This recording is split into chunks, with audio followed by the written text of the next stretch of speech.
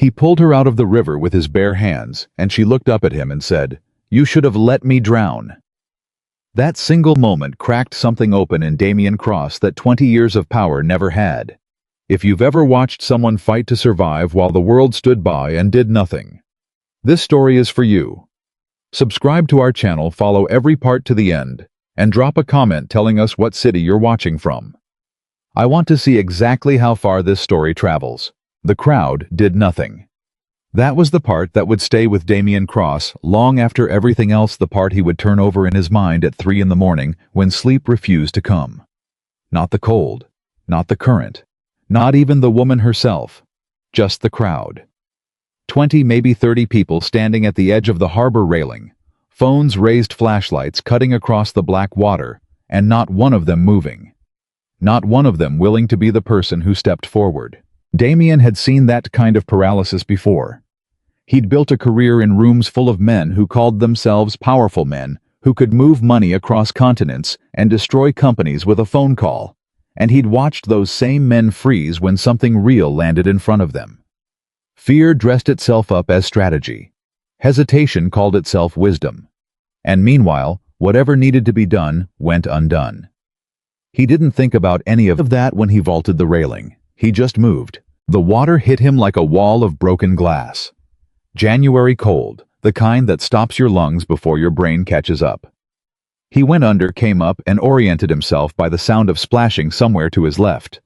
She was still fighting. That registered first. Not screaming, not calling for help, fighting. Arms working against the current, head going under and coming back, going under and coming back, like she was running out of decisions, but hadn't made the last one yet. He reached her in 8 strokes. She swung at him.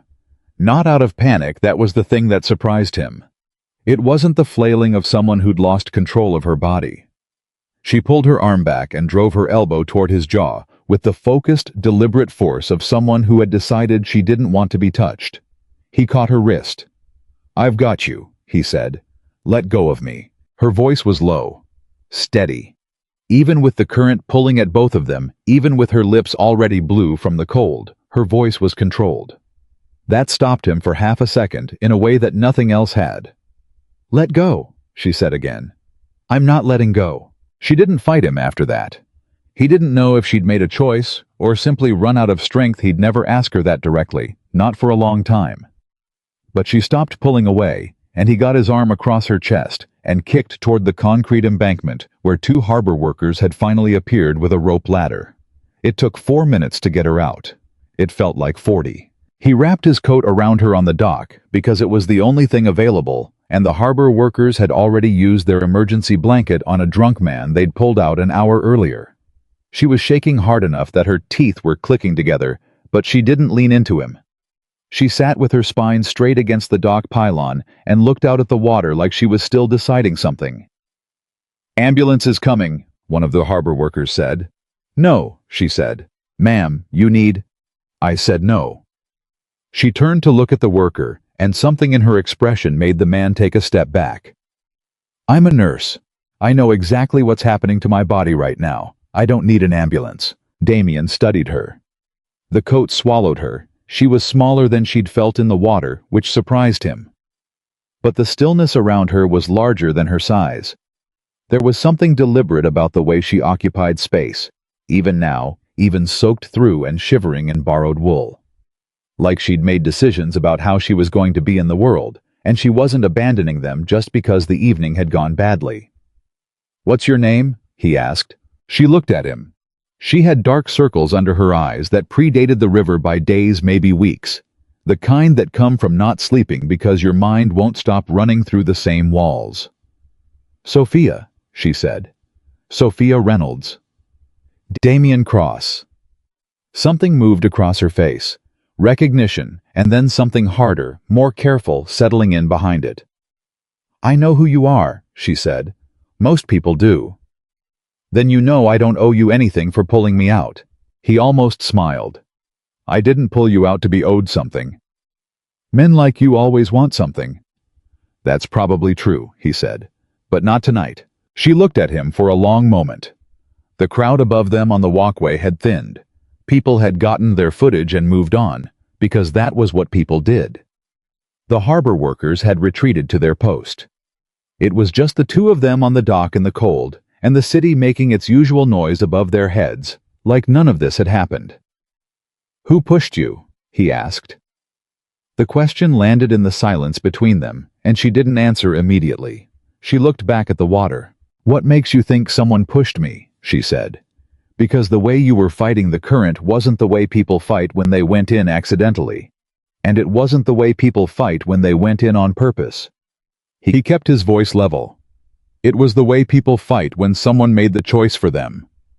She was quiet for a moment. Then she said, "I need to get somewhere warm. I have a car." "I'm not getting into your car." "That's reasonable." He stood up, pulled out his phone, called a car service, not one of his own, a standard car service. Anyone could verify and read her the license plate number before it arrived, then the driver's name, then the company's contact number. She stared at him. "Why are you doing that?" she said. "Because you're a woman alone at night who has every reason not to trust a man she doesn't know, and I'm not going to make you choose between cold and danger." He held out his phone so she could see the screen. "You can track the car. It's clean." She took the phone, looked at it, looked at him. "You're strange," she said. "I've been told." She didn't go with him. She took the car service to an address she didn't share, and he stood on the harbor dock and watched the taillights disappear and thought about the way she'd looked at the water before she left. Not like someone grieving, like someone counting. His phone rang. It was Marcus, his head of security, who had been waiting in the car on the street above and had watched the entire thing from the railing with the calm of a man who had long since stopped being surprised by Damien's decisions. "You want me to run her name?" Marcus said. "No." A pause. "You want to know if she's connected to anyone?" "No." "Damien. She's a nurse. Her name is Sophia Reynolds. That's all I needed to know tonight." He started walking toward the stairs. "I'm going home. Get the car." "You jumped into the harbor in January." "I'm aware." "The suit is destroyed." "Marcus." "Getting the car." He found out anyway. Not because he ordered it, because by 7 the next morning, Sophia Reynolds was on 3 local news websites and 2 television stations, and the story had nothing to do with a river. Nurse suspended amid controlled substance theft investigation. Community hospital employee accused of stealing patient medication. Nursing license suspended as investigation continues. Damien sat at his kitchen table with his coffee and read every article twice. The photographs were the same one across all 5 outlets. A staff ID photo, the kind that makes everyone look guilty, whether they are or not taken at an angle that caught her with her eyes half closed and her expression flat. The caption beneath it in the largest article read, "Sophia Reynolds, 29, suspended from Mercy Community Hospital, following discovery of falsified medication logs." He put down his coffee. He had been in business long enough to know what a coordinated media release looked like. The same photograph. The same phrasing, falsified medication logs, not missing medication or alleged theft, but falsified logs, a specific legal framing that implied premeditation. The same timing, all 5 outlets within 40 minutes of each other, which didn't happen organically. Someone had packaged this. Someone had sent it out. He picked up his phone and called Marcus. "Sophia Reynolds," he said when Marcus answered. "Already on it," Marcus said. "Sent you a file 20 minutes ago. Didn't want to wake you." Damien opened the file. Marcus had been thorough. 6 years at Mercy Community Hospital, starting as an LPN and completing her RN certification while working. Performance reviews that were without exception outstanding. The file included 3 of them. A commendation from the hospital board 2 years earlier for her work during an outbreak. Not a single disciplinary note until 72 hours ago, when a complaint had been filed by the family of a patient named Eleanor Voss, age 78, alleging that Sophia had falsified medication logs for Mrs. Voss over a period of 8 months. He scrolled to the next page. Eleanor Voss's family. He read the name at the top of the complaint. Then he went very still. The complaint had been filed by a man named Thomas Harrington, nephew of Victor Harrington. Damien had known Victor Harrington for 11 years. Not well, not the way men called each other friends. but in the way that powerful men in the same city inevitably know each other across boardroom tables and charity events and the occasional quiet dinner where business was discussed without ever being named directly. Victor was the kind of man who built his reputation on restraint.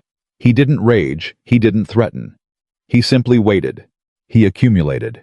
And then when the moment was right, he acted, and by the time anyone understood what had happened, there was nothing left to fight. Damien had respected that once. He'd even modeled parts of his own approach on it in the years when he was still building rather than consolidating. He didn't respect it now. He called Marcus back. "What's the connection between Victor Harrington and Sophia Reynolds?" A pause. Keyboard sounds. "Nothing obvious," Marcus said. "No shared business interests, no legal history, no social overlap. She's a community hospital nurse. He's a real estate developer. They don't move in the same world. Go deeper. Her family. Her mother." Another pause. Longer this time. "Her mother is Margaret Reynolds. Runs a free clinic on the east side. Has operated it for—" Marcus stopped. "Damien." "What?" "The clinic is on a parcel of land that Victor Harrington has been trying to acquire for 4 years. He's made 3 offers. All 3 were refused.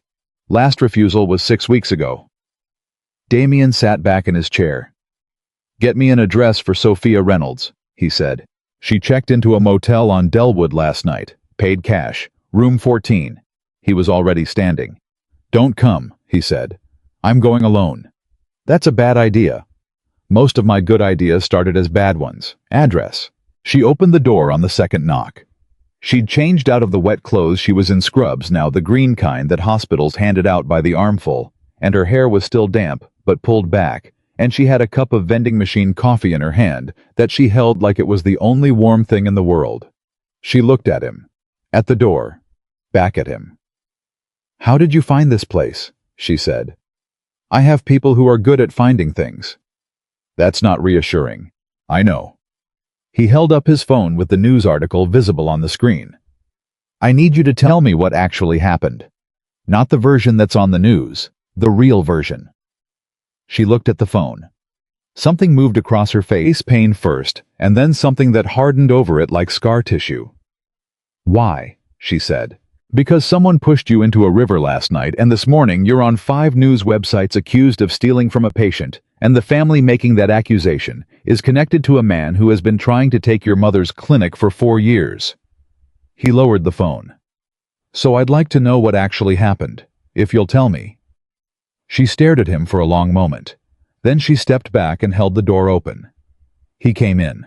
The motel room was small and cold, and she'd made it as functional as possible in the hours she'd had her bag was packed, not unpacked, positioned by the door, and there was a legal pad on the bed with handwriting on it that she covered with a pillow when he came in. Not quickly enough for him to miss it, but quickly enough that he understood she wasn't ready for him to see it yet. She sat on the edge of the bed. He sat in the one chair. "I've been caring for Eleanor Voss for 8 months, Sophia said. "She came to us in bad shape, moderate dementia, some cardiac complications, nobody managing her medications consistently. Her previous facility had her on 4 drugs that were interacting badly. I caught it in the first week. Fixed the protocol. She stabilized. Her family thanked me." She paused. "The same family that filed the complaint." "When did that change?" 4 days ago. I got a call from my supervisor saying that an audit had flagged irregularities in Mrs. Voss's medication log, entries that appeared to have been modified." She wrapped both hands around the coffee cup. "I had never modified that log. Not once. I documented everything accurately, every shift the way I was trained, and the way my mother raised me." "But your signature was on the modifications." "Yes." "How?" She looked at him steadily. "The same way you forge anything.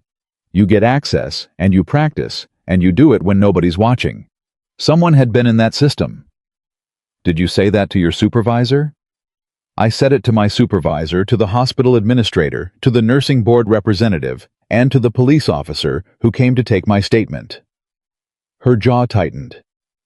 "Each of them listened very politely, and then asked me if I'd been under any unusual stress lately."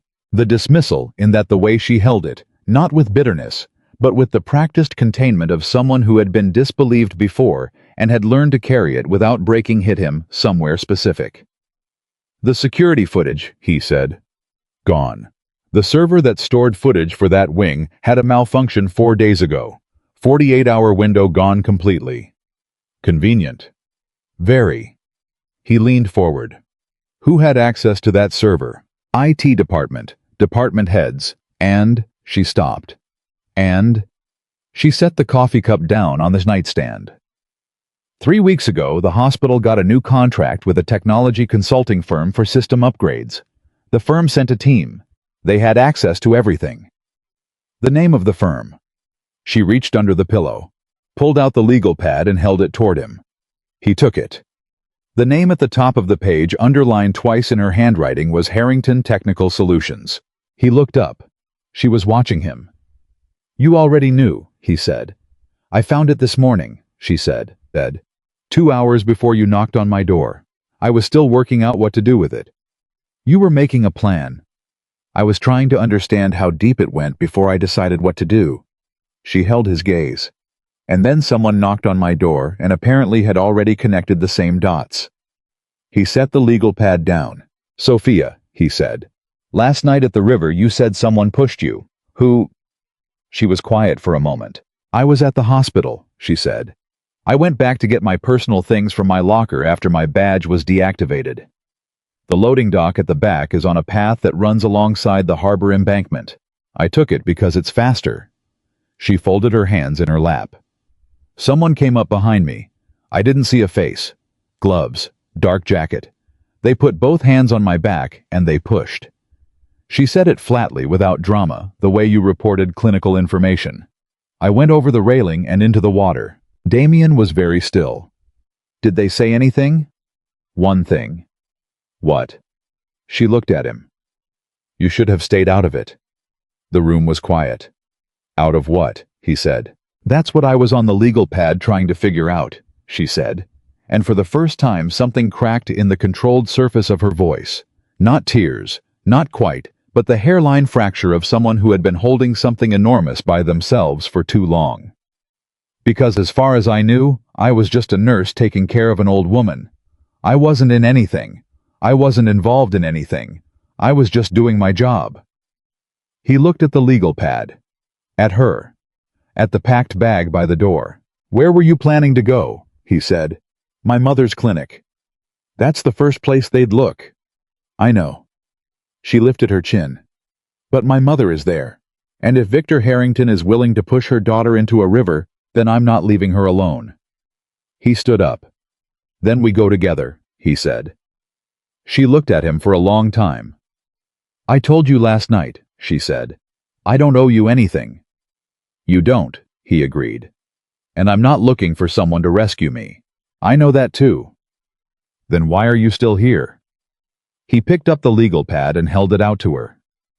Because whoever did this to you is connected to a man I know, he said.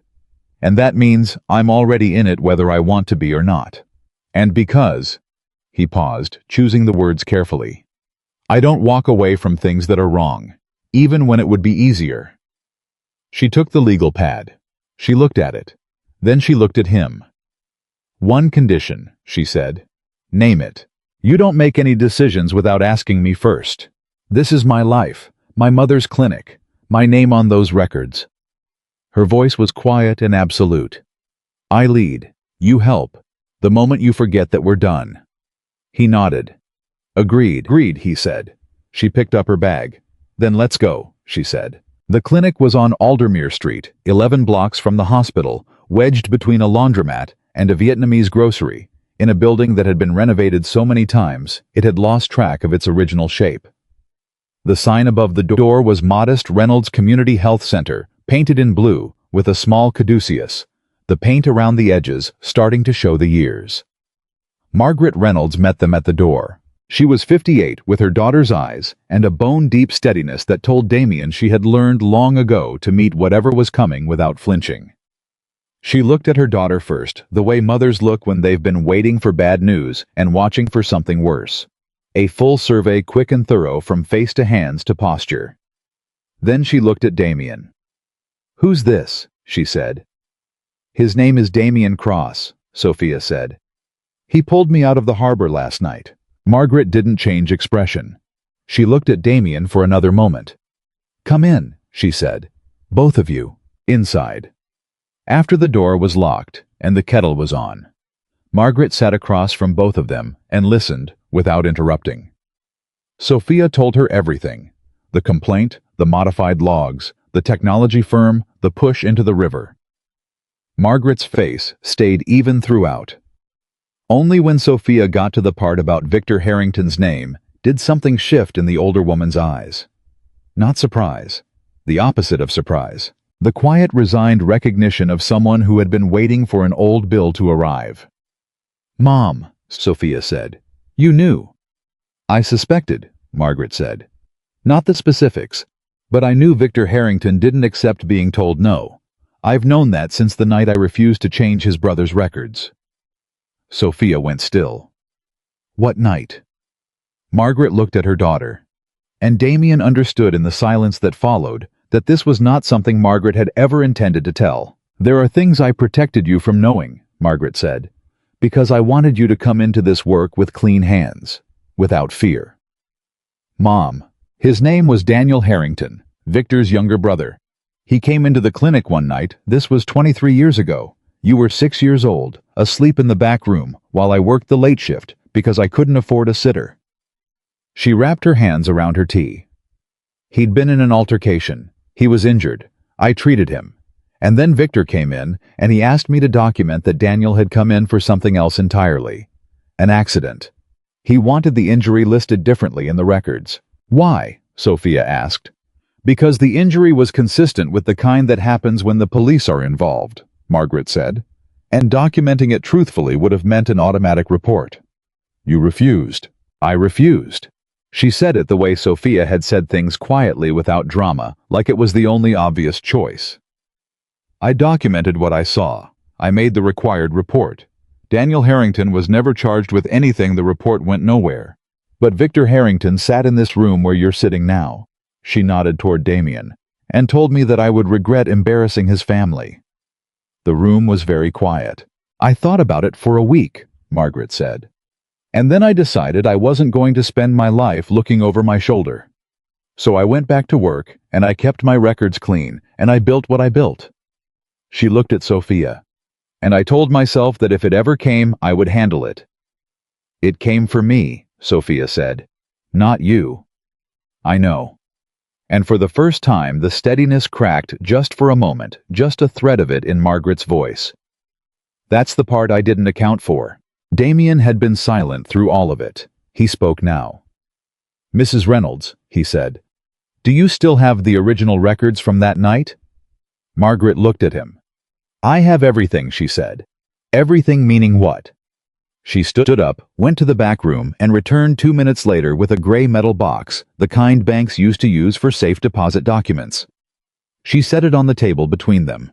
"I've kept copies of every record this clinic has ever produced," she said. "Since the day I opened the doors. Paper copies because digital systems can be altered." She looked at her daughter. "Your signature can be forged. Paper with your handwriting across it, folded and dated and stored, is harder to dismiss." Sophia looked at the box. Then she looked at her mother. "You were preparing for this," she said. "I was preparing for the possibility," Margaret said. "I hoped I was wrong. I wasn't." She unlocked the box. Inside were 23 years of records, stacked and tabbed and organized with the precision of someone who had always known that the truth might one day need to be found in a hurry. At the very front was a folder. The label read, "Harrington D. November 17. Sophia reached in and took it. She opened it, and Damien watched her face as she read what her mother had documented 23 years ago, and understood for the first time exactly what Victor Harrington had been protecting all this time, and exactly why a man like that would push a nurse into a river, rather than let the truth come back to the surface.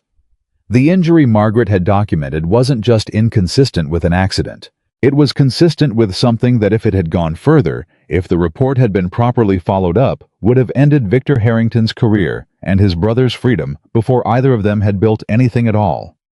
Sophia looked up. Her voice was steady. "This isn't about the clinic," she said. "No," Margaret said. "This was never about the clinic.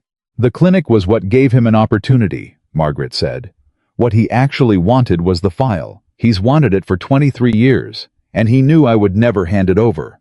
So he went for the person I would trade anything to protect." Sophia set the folder down. She looked at Damien, and Damien looked back at her and understood that what he'd thought was a real estate dispute and an act of revenge was something else entirely. It was a man trying to bury a truth that had never stopped threatening him. For 23 years. And the woman sitting across from him had just become the only person standing between Victor Harrington and the permanent silence he'd been trying to buy for 2 decades. "We need to move fast," Damien said. "Yes," Sophia said. She picked up the folder. She did not look afraid. She looked like someone who had just been handed the thing she'd been fighting toward without knowing it, the shape of the truth, solid and documented and real in her own hands at last. "How fast can you move?" she said. Damien looked at her. "Faster than he expects," he said. The folder sat on the table between them, and nobody touched it for a full 10 seconds. That was the thing about truth that had been locked away for 2 decades. It carried a specific kind of weight when it finally came out. Not the clean, liberating weight people imagined. The heavy kind. The kind that made you understand exactly how much had been built on top of it, and exactly how much would have to come down. Damien was the one who broke the silence. "How many people know this file exists?" he said. Margaret answered without hesitation. 3. Me. My attorney who's had a sealed copy for 15 years. And now the 2 of you. "Your attorney, is he reliable?" "She," Margaret said. "And yes, she's been reliable for 20 years. "Does Victor Harrington know about the attorney?" Margaret was quiet for a moment. "He knows I kept records. He's always known that. Whether he knows about the sealed copy..." She paused. "I don't know." Damien looked at Sophia. Sophia was still holding the folder, her thumb pressed flat against the edge of it like she was taking its pulse. "Walk me through what's in it," Damien said. "Everything." Sophia opened the folder and laid the contents flat on the table, 1 page at a time. Her movements precise and deliberate, the way she moved in a medical context. Nothing wasted, nothing rushed. "Intake form," she said. "Daniel Harrington, November 17th, 11:42 p.m. Chief complaint documented as lacerations to the right forearm and contusion to the right orbital. That's the eye socket consistent with blunt force contact." She set that page aside. "My mother's clinical notes. Wound patterns described in detail. Specific notations about the angle and depth of the lacerations." "Which indicated what?" Damien said. Sophia looked at her mother. "Defensive wounds," Margaret said. "Daniel Harrington had defensive wounds, which means he wasn't the one throwing the punches. He was on the receiving end." "From who?" "The notes don't speculate," Margaret said. "I document what I observe. I don't insert conclusions. But the mandatory report." She nodded toward the next page in Sophia's hands. "The mandatory report describes the presentation in clinical language and flags it for follow-up." Damien leaned forward. "And the follow-up never happened." "The follow-up was filed with the city's Social Services Coordination Office. It was logged, and then it disappeared from the system." Margaret's voice was even. "I found out when I tried to confirm it had been received 3 weeks after I filed it. The intake coordinator told me there was no record of it. Because Victor had it removed." "That was my conclusion, yes." Sophia set down the last page. "There's more," she said. "More than the medical records." She lifted a smaller envelope from the bottom of the folder. Aged paper slightly yellowed at the edges, sealed with tape that had dried and curled. "Mom," she said, looking at her mother, "what's in this?" Margaret was quiet for a moment. "That," she said slowly, "is something I hoped I would never need to open." "What is it?" "The name of the person Daniel Harrington was with that night," Margaret said. "The person who brought him in, who waited outside while I treated him and left before Victor arrived." She looked at the envelope in Sophia's hands. "A person who came to me afterward privately and told me what had happened. and asked me to keep their name out of it. Damien felt something shift in the room. "And you did," he said. "I gave my word," Margaret said simply. "But you kept the name." "I kept it because I knew that someday, if things went wrong, it might be the only piece that mattered." She looked at Sophia. "I never told you because I didn't want that name in your head. I didn't want you carrying it." Sophia set the envelope down on the table. "Victor Harrington pushed me into a river," she said. "My license is suspended. My name is on 5 news websites. Whatever promise you made 23 years ago to protect someone, Mom, that debt is paid." The silence stretched. Then Margaret reached across the table and pressed her hand flat over the envelope. Open it," she said. The name inside was Raymond Castillo. Damien went very still when Sophia read it aloud. Not the visible stillness of surprise, the interior kind. The kind that happened when a piece of information landed in a context that already existed and changed the shape of everything around it. "You know that name," Sophia said. She was watching him. "Yes," he said. "Who is he?" Damien looked at the name written in Margaret's handwriting on the inside of the envelope. Raymond Castillo. 23 years ago, Raymond Castillo had been a mid-level operator in a family that ran a significant portion of the city's east side. He was known for 2 things: being exceptionally careful and being completely loyal to the people he considered his. He was also, as of 4 years ago, dead. Raymond Castillo died in 2022, Damien said.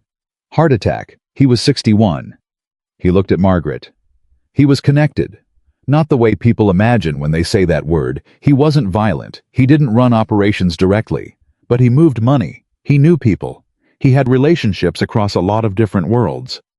Including Victor Harrington's world, Sophia said. Including Victor Harrington's world, Damien confirmed. They had business together in the 90s, legitimate business on paper, but the kind of legitimate business that needs a particular type of facilitator. Sophia looked at her mother. So Victor's brother was brought in by someone connected to Victor's own business partner, which means, Damien said, that whatever happened to Daniel Harrington that night, Victor already knew who was responsible.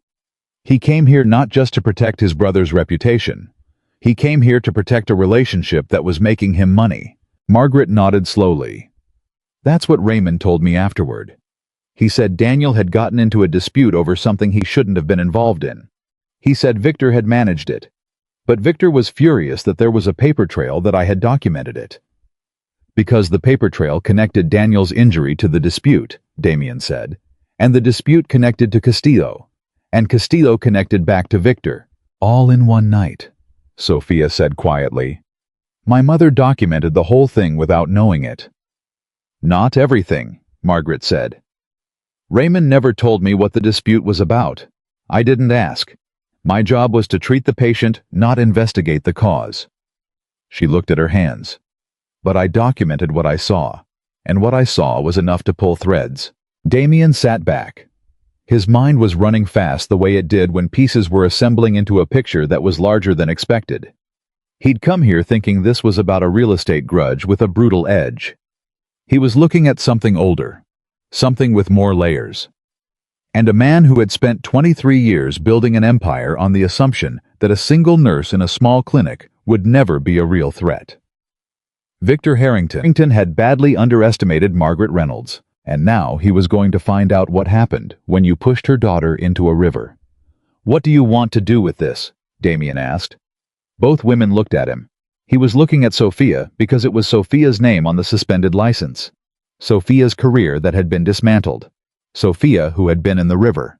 I want my license back, Sophia said. I want every one of those news articles corrected. And I want Eleanor Voss's medical record restored to what it actually said, because that woman is 78 years old with dementia, and someone falsified her medication history to get at me. And that is a patient safety issue that has nothing to do with anything else. She picked up the folder. And then, I want Victor Harrington to answer for what he did. In what order? Damien said. Eleanor first, she said without hesitation. Always. They moved quickly after that because moving quickly was the only option. Victor Harrington would know by now that Sophia had survived the river, the news had reported the rescue, though not by Damien's name and anyone watching. Sophia's movements would know she hadn't disappeared. Every hour they waited was an hour Victor had to adjust his approach. Damien Maud, 2 calls from the hallway outside the clinic, while Sophia and Margaret worked through the documents. The first call was to his attorney, not Marcus, not anyone in his organization, but the attorney who operated in a purely legal space and understood exactly how to receive information that needed to be handled carefully. The second call was to a woman named Priya Mehta, who ran a forensic technology consulting firm, and who owed Damien a significant favor that she'd been quietly grateful he'd never called in. When he came back inside, Sophia looked up from the table. "Who did you call?" she said. "An attorney who can receive the sealed copy from your mother's lawyer and establish a protected chain of custody for the documents. And a forensic technician who can examine the hospital's record system for evidence of external access." Sophia was quiet. "You said you'd ask before making decisions," she said. He nodded. "I should have asked. I'm asking now. Are those 2 moves acceptable to you?" She held his gaze. "The forensic tech, can she access the hospital system without authorization? She'll do it the right way," he said, "through the hospital board. Which means we need someone on the board who'll open that door." "The chair of the Nursing Oversight Committee is Dr. Annette Bowers," Sophia said immediately. "She's been at Mercy Community for 30 years. She doesn't like political pressure, and she doesn't like being told what to do. She also hates sloppy investigations. You know her. She wrote one of my performance reviews." A pause. "She gave me a perfect score and told me I was wasted on 1 unit." "Call her," Damien said. Sophia picked up her phone, stopped, set it down. "If I call her," she said, "and Victor finds out I'm building a case, he'll move faster. He'll escalate."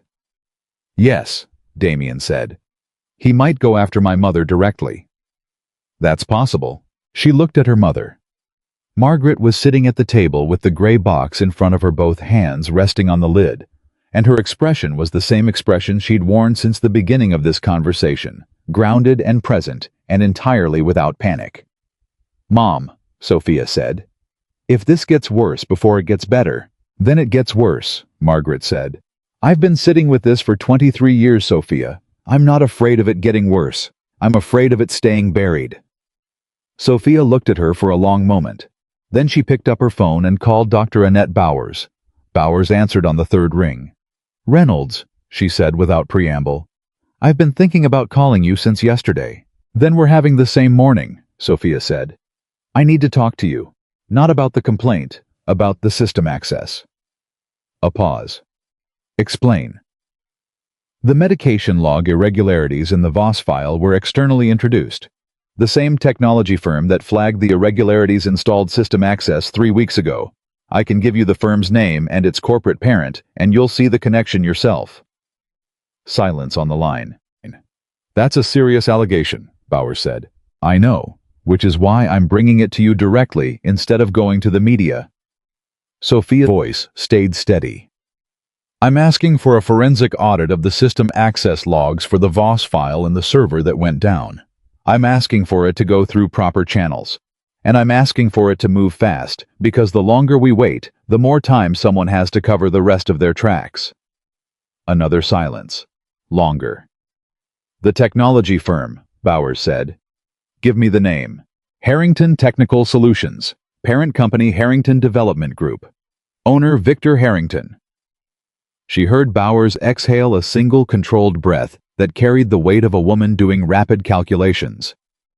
"I'll make some calls," Bowers said. "I'll need 24 hours. "You have 12, Sophia said. A pause.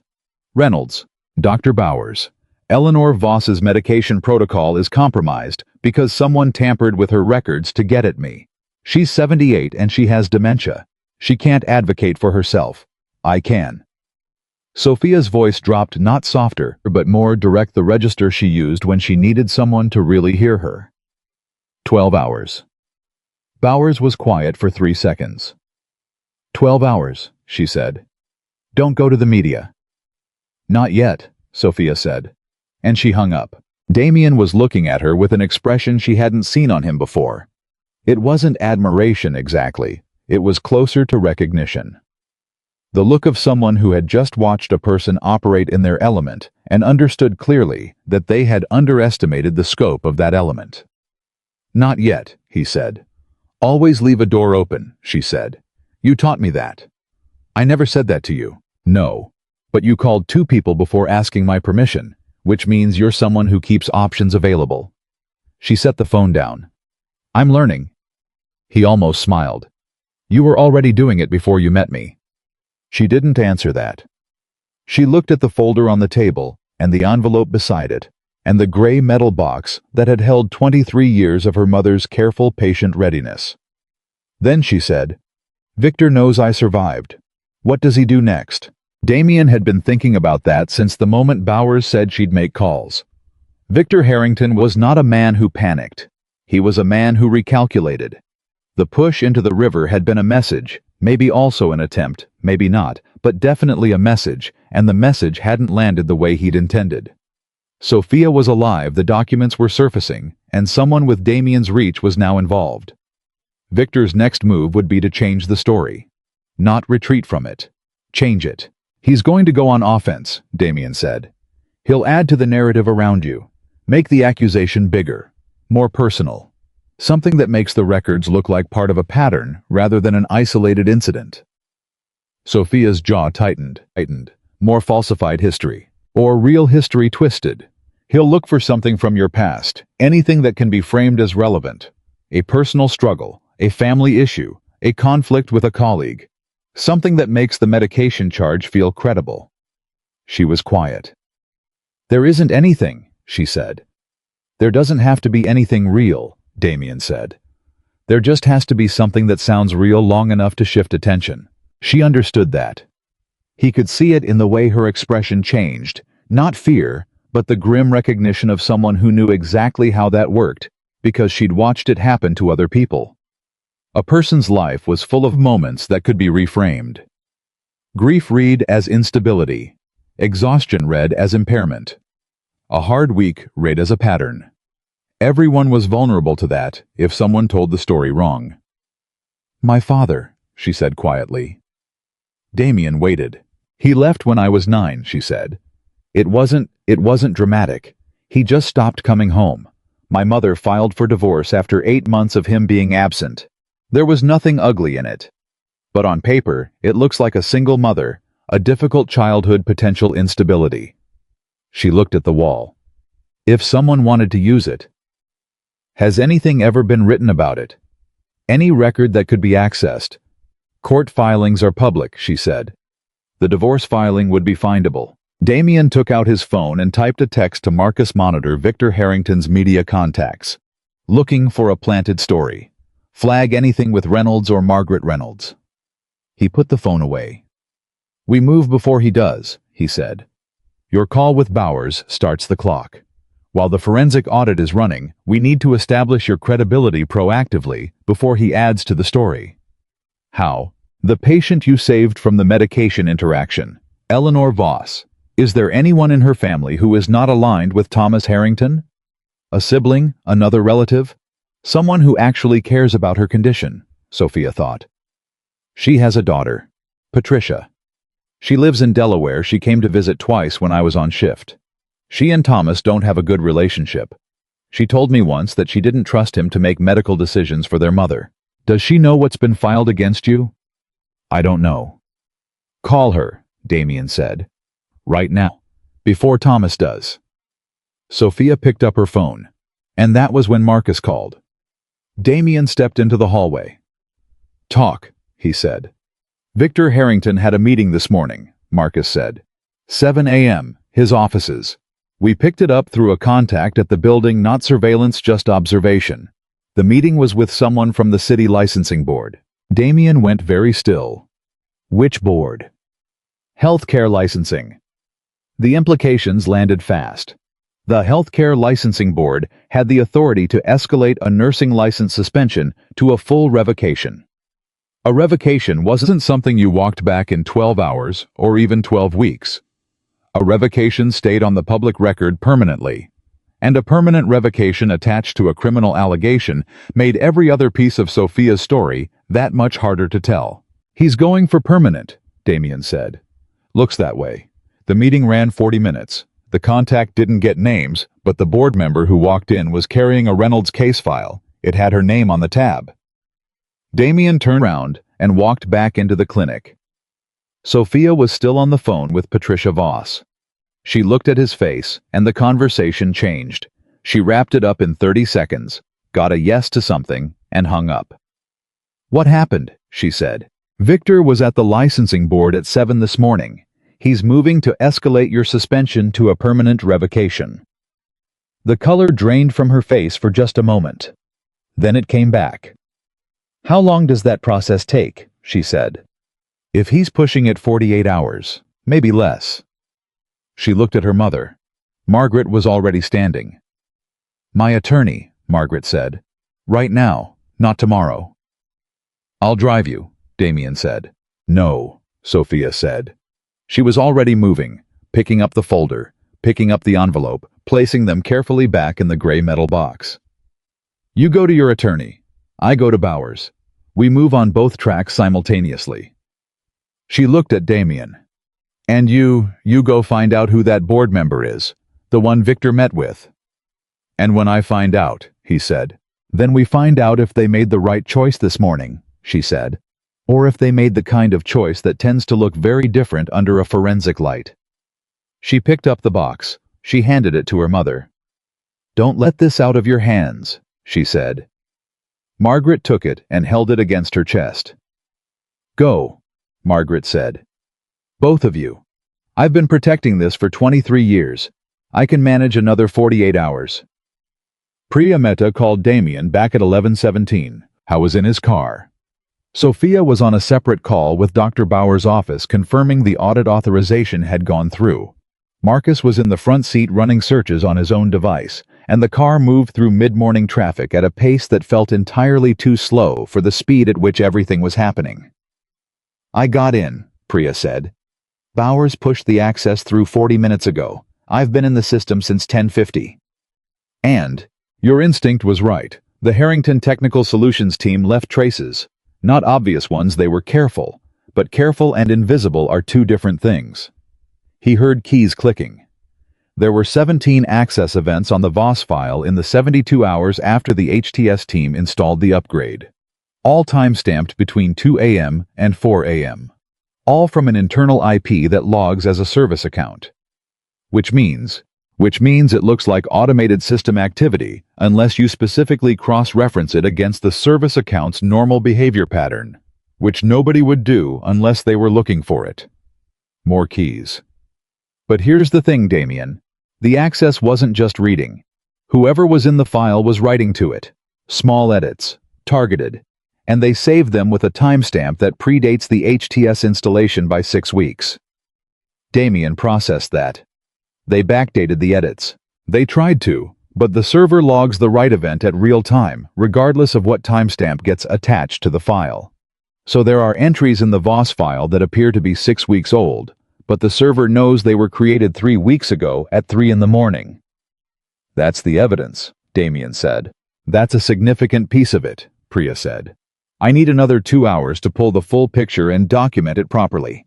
But yes, someone with access through the HTS service account modified Eleanor Voss's medication history and backdated it to look like it predated the complaint period." A pause. "And they were sloppy enough to do it from the same account 3 times, which means I have a pattern, not just an incident."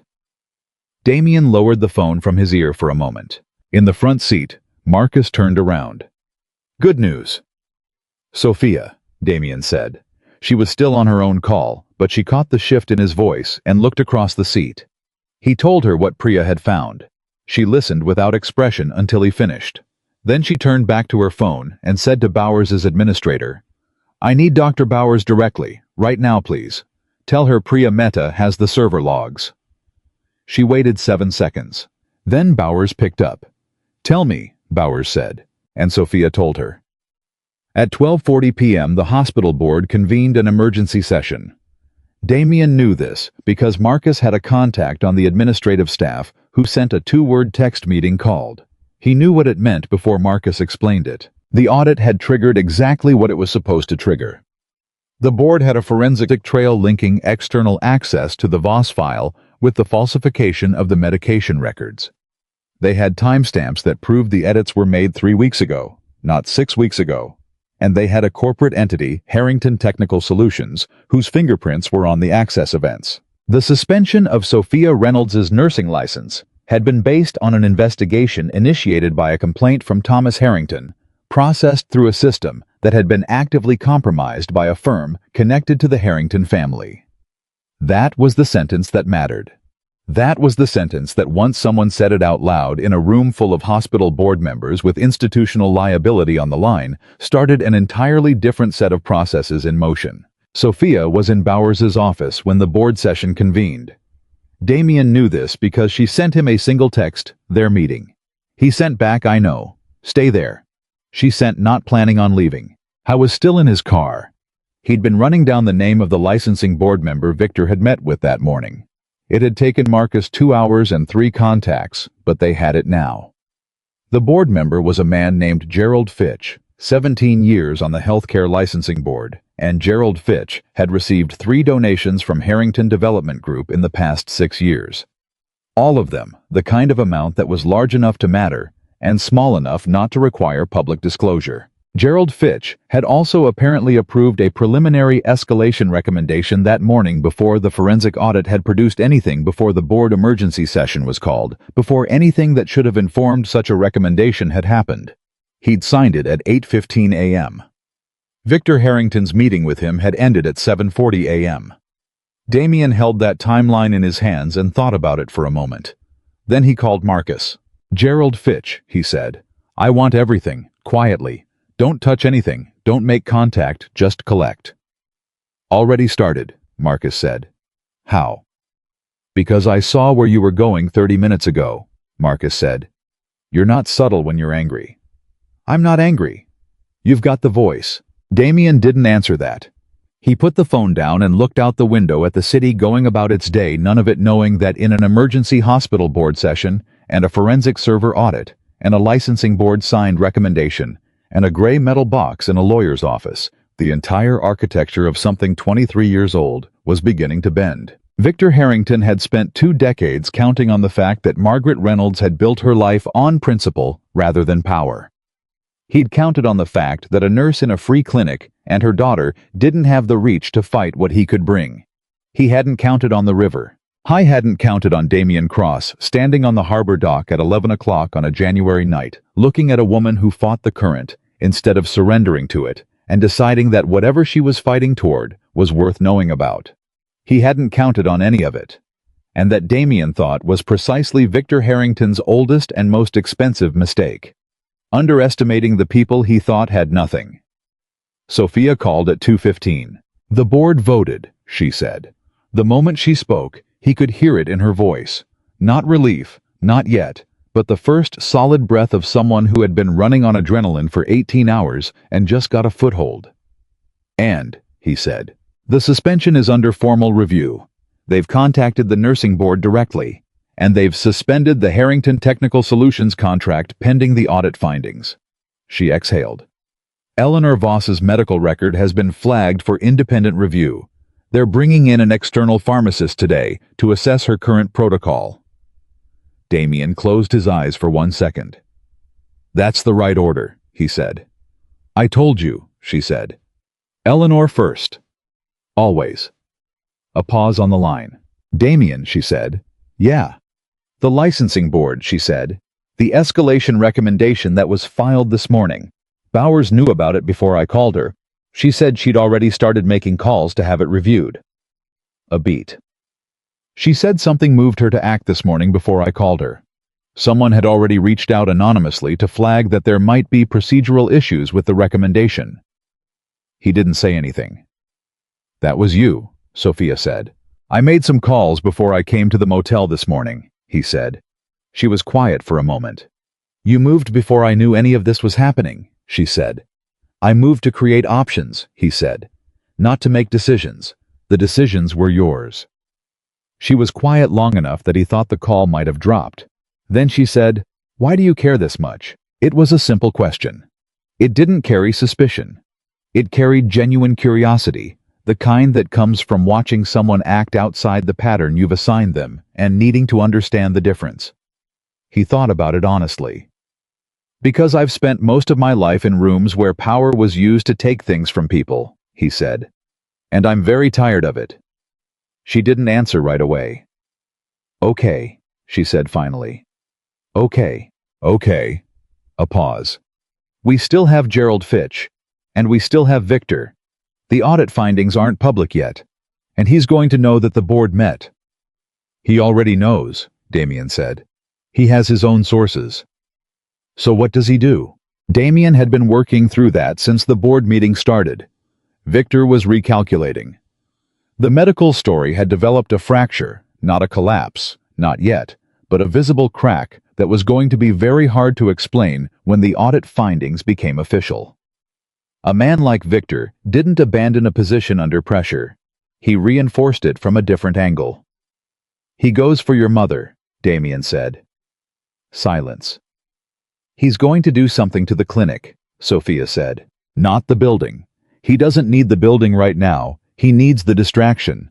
He'll find a regulatory angle, a code violation, a licensing complaint, an anonymous report to the health department. Damien kept his voice level. Something that puts Margaret on defense while he rebuilds his position with the licensing board.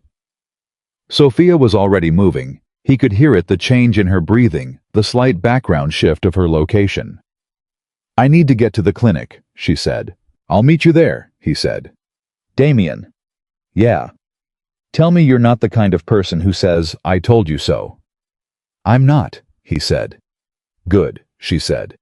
Because you were right about all of it, and I really don't want to hear about it right now. He got out of the car. He was already moving. The health department inspector arrived at the clinic at 3:17 p.m. Sophia knew before the woman even pulled out her clipboard. The timing was too precise. The complaint too sudden. 17 years of operation, not a single regulatory action, and then 40 minutes after the hospital board voted to review the suspension. An anonymous tip flagged the Reynolds Community Health Center for an unscheduled inspection. Victor Harrington moved fast when he was cornered. She'd give him that. Margaret was already at the front desk when Sophia walked in, and she was doing what she always did when something tried to knock her sideways. She was standing still and making it feel like a choice. The inspector, a woman named Carol Dean with tired eyes and a clipboard. She held like a shield, was explaining the nature of the complaint in the flat procedural tone of someone who had learned not to engage with the people she investigated. Anonymous complaint, Carol Dean said. Alleged medication storage violations. We're required to respond within 4 hours. Of course, Margaret said. Come in. Sophia caught her mother's eye as she passed. Margaret gave her one look, a single compressed message that carried everything. I see it. I know what it is. Handle your part, I'll handle mine. Sophia stepped aside and called Damien. She's already here, she said the moment he picked up. How fast? 40 minutes after the board meeting. The complaint was filed while we were still in Bowers's office. She heard him exhale through his nose, not quite anger, the controlled version of it. He has someone watching the board. Or someone in it, she said. A pause. That landed differently than she'd intended, and she knew it had landed on Damien the same way, not as speculation, but as the logical next concern, the one that changed the shape of everything if it was true. I'll look into it, he said. Carefully, she said. Always. Damien, that's not what careful looks like from the outside when you do it. He didn't answer that. She heard movement on his end, the particular acoustic of someone getting into a car. I'm 7 minutes out, he said. Don't let the inspector leave without seeing the storage logs. I wasn't planning to. She went back inside. Carol Dean was thorough. Sophia watched her move through the clinic with the practiced eye of someone who had done this many times. Checking temperature logs, examining the medication, lockbox, reviewing the dispensing records, cross-referencing everything against the complaint. The complaint had been specific improper storage temperatures for refrigerated medications, alleged gaps in the dispensing log, and one notation about an expired controlled substance that had supposedly not been disposed of according to protocol. Every single item was wrong. Sophia stood at her mother's shoulder and watched Carol Dean check the refrigeration unit log. 41 degrees Fahrenheit, consistent for 31 days running. The log was printed, dated, initialed, Margaret's handwriting daily. Sophia recognized the rhythm of it because she'd watched her mother keep those logs since she was old enough to stand at the counter. Carol Dean looked at the log, looked at the unit, made a note on her clipboard. "The dispensing records," she said. Margaret opened the binder. Every dispensing event logged, double-initialed with the patient identifier and the authorization signature. Not a gap. Not a missing entry. 23 years of Margaret Reynolds documenting exactly what she gave to exactly whom and when. Carol Dean flipped through 3 pages. Something in her posture changed subtle, but Sophia was trained to read bodies, and what she read was a woman who had come in expecting to find something and was recalibrating. "The controlled substance disposal records," Carol said. Margaret pulled a second binder. Sophia had gone through this binder before, back when she'd started covering shifts at the clinic during nursing school. Every disposal event witnessed, every form signed, every DEA number recorded. Clean. Airtight. The kind of records a person kept when they understood that documentation was the only armor that never rusted. Carol Dean spent 4 minutes with that binder.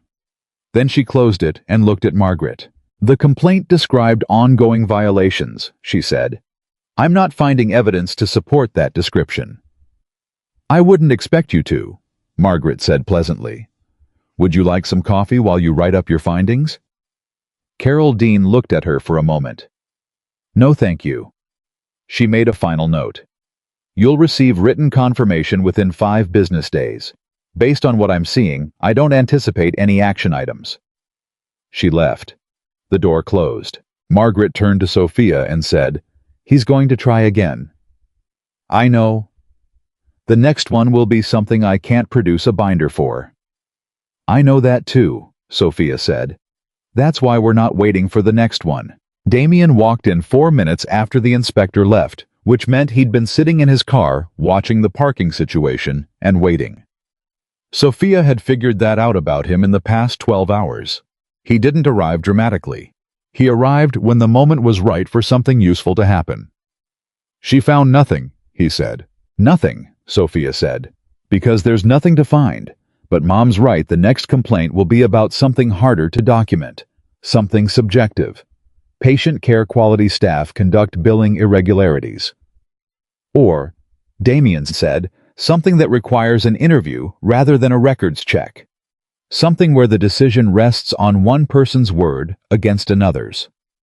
He was looking at Margaret when he said it. Margaret looked back at him steadily. "Say what you're thinking," she said. "I'm thinking Victor Harrington's next move is to make this about your credibility specifically. Not the clinic's records, your judgment, your character." He kept his voice even. "And I think he has something he's planning to use." "What kind of something?" Sophia said. "Raymond Castillo is dead, but Raymond Castillo's history isn't." Damien set his phone on the counter between them and turned it face up. On the screen was a search result, not a news article, a property record. Castillo's estate included a partial ownership stake in a property management company. That company was dissolved in 2023. But before it dissolved, its records were acquired legally through a business purchase by a holding company. Sophia looked at the screen. She looked at Damien. "Victor Harrington's holding company," she said. "He bought Castillo's business records," Damien said. "Which means he has access to whatever documentation existed about Castillo's operations in the 90s. And if any of that documentation referenced the clinic or referenced Margaret." "He can construct a narrative," Margaret said quietly. "He can try," Damien said. "The question is whether he has something specific enough to use or whether he's still looking." Margaret was quiet for a moment. Something moved behind her eyes, the specific calculation of a woman going through 23 years of her own history looking for the thing that could be turned. "There was one other thing," she said. Sophia turned to look at her mother. "Raymond Castillo didn't just come to me that night to bring Daniel in," Margaret said. "He came back, 3 months later, on his own." She looked at her hands. He was sick, not seriously a respiratory infection, but he didn't want to go to a regular clinic. He came here. I treated him. Did you document it? Damien said. Of course I documented it. Under his real name. She nodded.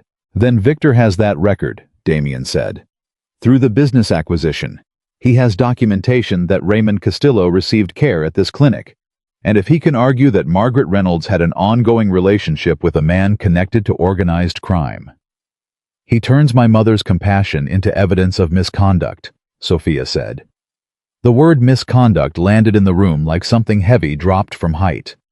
Margaret looked at Sophia. I treated a sick man, she said. That's all I ever did. I know, Sophia said. The context is going to get stripped away, Damien said. Not cruelly, practically. The way you named a threat precisely so you could defend against it. Victor doesn't need it to be true. He needs it to be complicated enough that it stalls any investigation into him while the licensing board issue resolves. Sophia turned away from both of them. She needed 3 seconds to think without anyone watching her face. Raymond Castillo. The records. Her mother treating a sick man because a sick man came through the door, which was the only reason the clinic existed, which was the only reason any of this mattered. Victor Harrington was going to take her mother's greatest quality, the refusal to turn anyone away, and use it to destroy her. She turned back. We move first, she said. We take the Castillo record public ourselves before he frames it. With context. With the full story. Damien shook his head slowly. If you go public with Castillo's name before we have the full picture, you hand Victor a way to claim you're dredging up an old man's death to muddy a straightforward medical fraud investigation. Then what? She said. We need to know what Victor actually has, Damien said. Before we can decide how to counter it, we need to know the shape of it. And the only way to know that, he stopped, is to get inside his strategy, Sophia said, or to get someone inside his strategy to come out. The room was quiet. Margaret said, Daniel Harrington. Both of them looked at her. Victor's brother, she said. He's still alive. He lives in Connecticut, I know, because 2 years ago he sent a donation to the clinic. Anonymous, but the address on the money order was his. She paused. A man doesn't send money to the clinic his brother is trying to destroy, unless he has a conscience about something. Sophia stared at her mother. You never told me that, she said. There was nothing to tell until now, Margaret said. Damien picked up his phone. They found Daniel Harrington in 40 minutes. Marcus had his current address in 18, the same Connecticut address on the money order, a house outside Hartford, that county records listed under his wife's name. Daniel was 61, retired, had spent most of his career in low-profile accounting work, and had no public presence beyond a community choir membership that showed up in a local church newsletter. A man who had spent 61 years trying to be invisible. Damien looked at the information and thought about what kind of phone call could reach a man like that. Then he handed the phone to Sophia. She looked at him. You want me to call him? He sent money to your mother's clinic, Damien said. He doesn't know you, but he knows what he did. And a stranger calling is easier to hang up on than the daughter of the woman you've been trying to quietly apologize to for 23 years. She took the phone. She dialed. It rang 4 times. A man answered. His voice was careful, the voice of someone who had learned to answer unknown numbers with caution. Mr. Harrington, Sophia said. My name is Sophia Reynolds. My mother is Margaret Reynolds. She runs a free clinic on Aldermere Street. Silence. Not the silence of someone who didn't recognize the name. The silence of someone who recognized it immediately and was deciding what to do with that. I know who she is, Daniel said. His voice was quiet, controlled. But under the control, there was something that had weight to it, the specific gravity of guilt that had been carried for a long time. Then you probably know what your nephew did, Sophia said, and what your brother is trying to do now. A longer silence. I heard, he said. I need to ask you something directly, Sophia said. And I need you to answer me honestly. I don't know how much help I can be. That's not what I asked. She kept her voice steady. What happened the night you came into my mother's clinic, the full version, not the family version? Not the version your brother decided on afterward. What actually happened? She heard him breathe. Then he said, "This isn't a conversation I can have on the phone." "Then tell me where and when," she said. "We'll come to you." Another silence, shorter. "Tomorrow," he said. 10 a.m. Come alone. Sophia looked at Damien. He was watching her face. "Alone," she agreed. She hung up. She held the phone out to Damien. "He'll talk," she said. "You sure?" "He sent my mother money," she said. "That's not a man who's made peace with what happened. That's a man who's been trying to find a way to apologize for 23 years without having to say it out loud." She set the phone on the counter. "Tomorrow he says it out loud." Damien's phone went off at 9:40 p.m. He was in his car outside the clinic. He'd been there for 2 hours, though he hadn't told Sophia that. Marcus was parked half a block away, doing the same thing, because that was the rhythm of evenings when situations were active, and people who had already put one woman in a river were still operating freely. The call wasn't from Marcus. It was from a number he didn't recognize. He almost didn't answer it. He answered it. "Mr. Cross." The voice was older, measured, the kind of measured that came from decades of practice rather than natural calm. "My name is Gerald Fitch. I believe you've been looking into me." Damien said nothing for a moment. "Mr. Fitch," he said. "That was faster than I expected." "I have good sources," Fitch said, "just as you apparently do." A pause. "I'd like to talk." "You signed an escalation recommendation this morning," Damien said, "based on a conversation with Victor Harrington that lasted 35 minutes. That's not something that typically produces a conversation like this one." "No," Fitch said. "It's not." Something in his voice shifted, not apologetic but honest.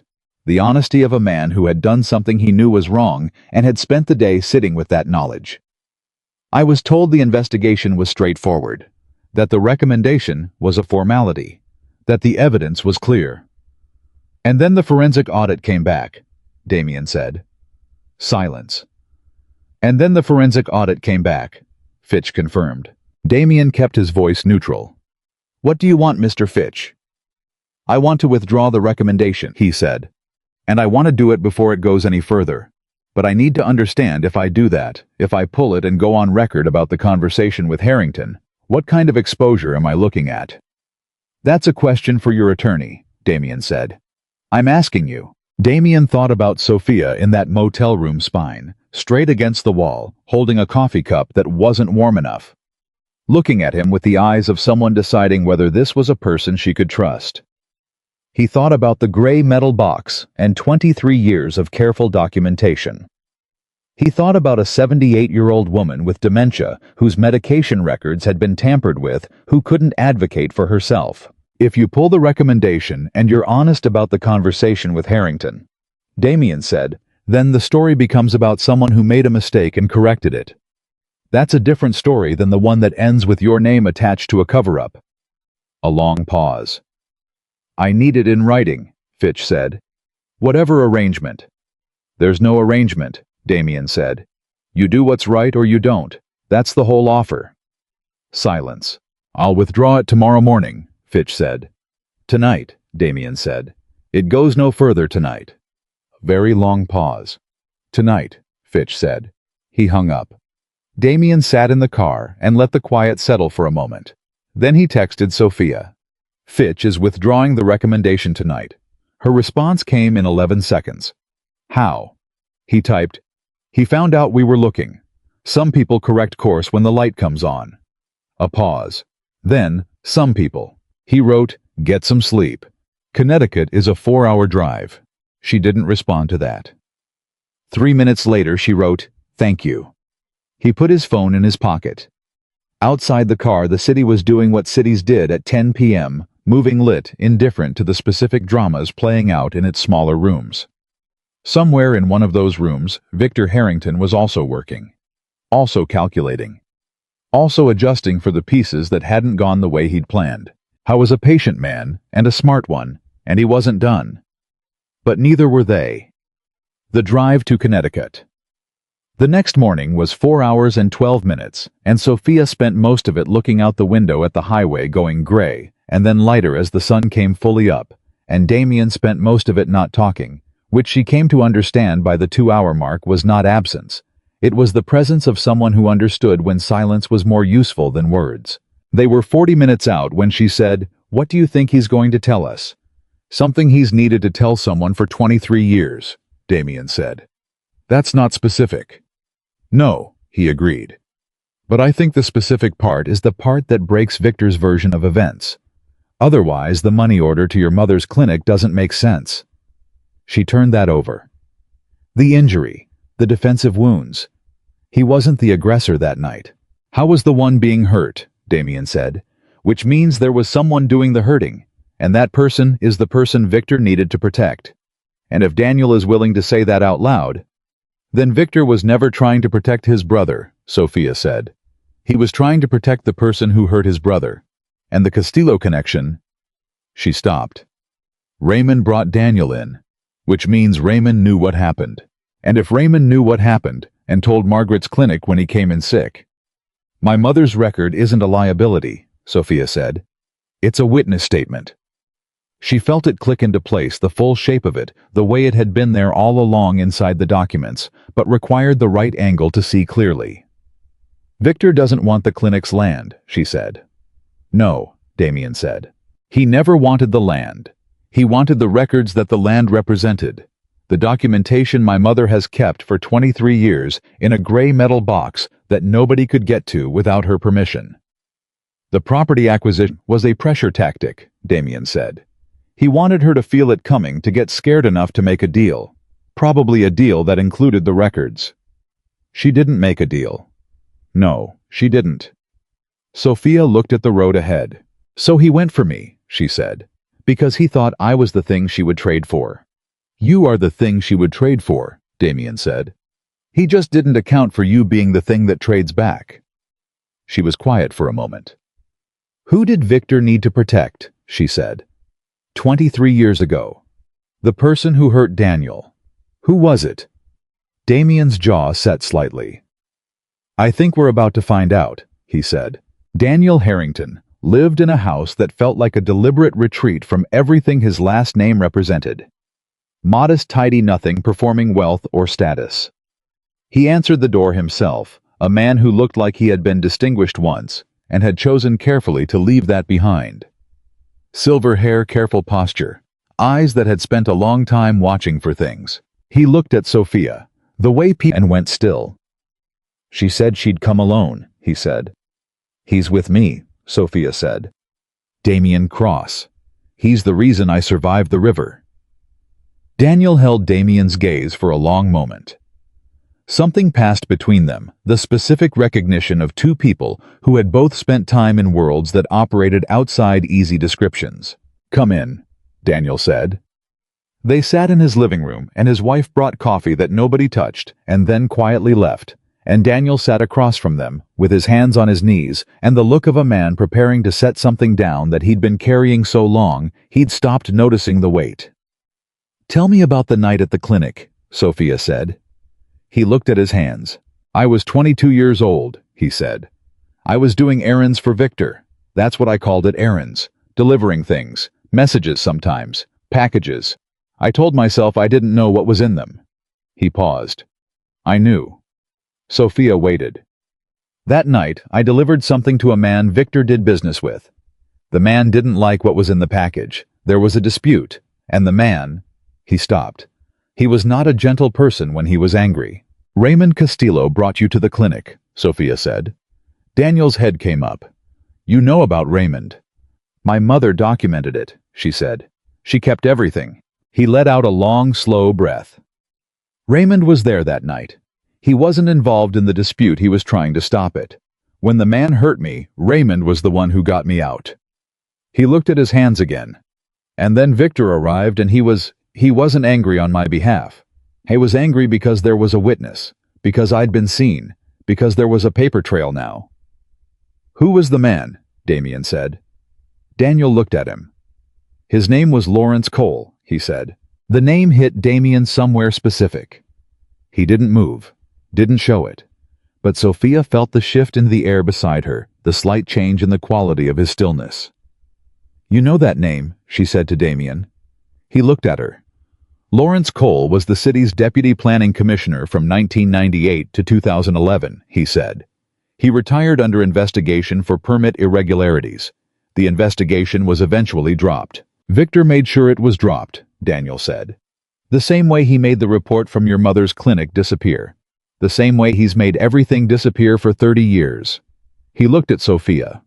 Lawrence Cole was the man who approved every major permit Victor Harrington needed to build his empire. And Victor has protected him ever since. Because without Cole's signature on certain applications in the early 90s, half of what Victor built doesn't exist. The room was very quiet. Sophia looked at Damien. Damien looked at Sophia. Cole is still alive, Damien said. It wasn't a question she could hear that he was pulling it from memory, from the same place he'd pulled Castillo's history. He's 79, Daniel said. He has nothing left to lose. He looked at them. Which is why about 8 months ago he contacted me. He's been sick, and he wanted to talk to someone about what happened. He paused. I told him about the clinic, about your mother. Sophia felt something move through her chest. He wants to make a statement, she said. He's been trying to figure out how, Daniel said.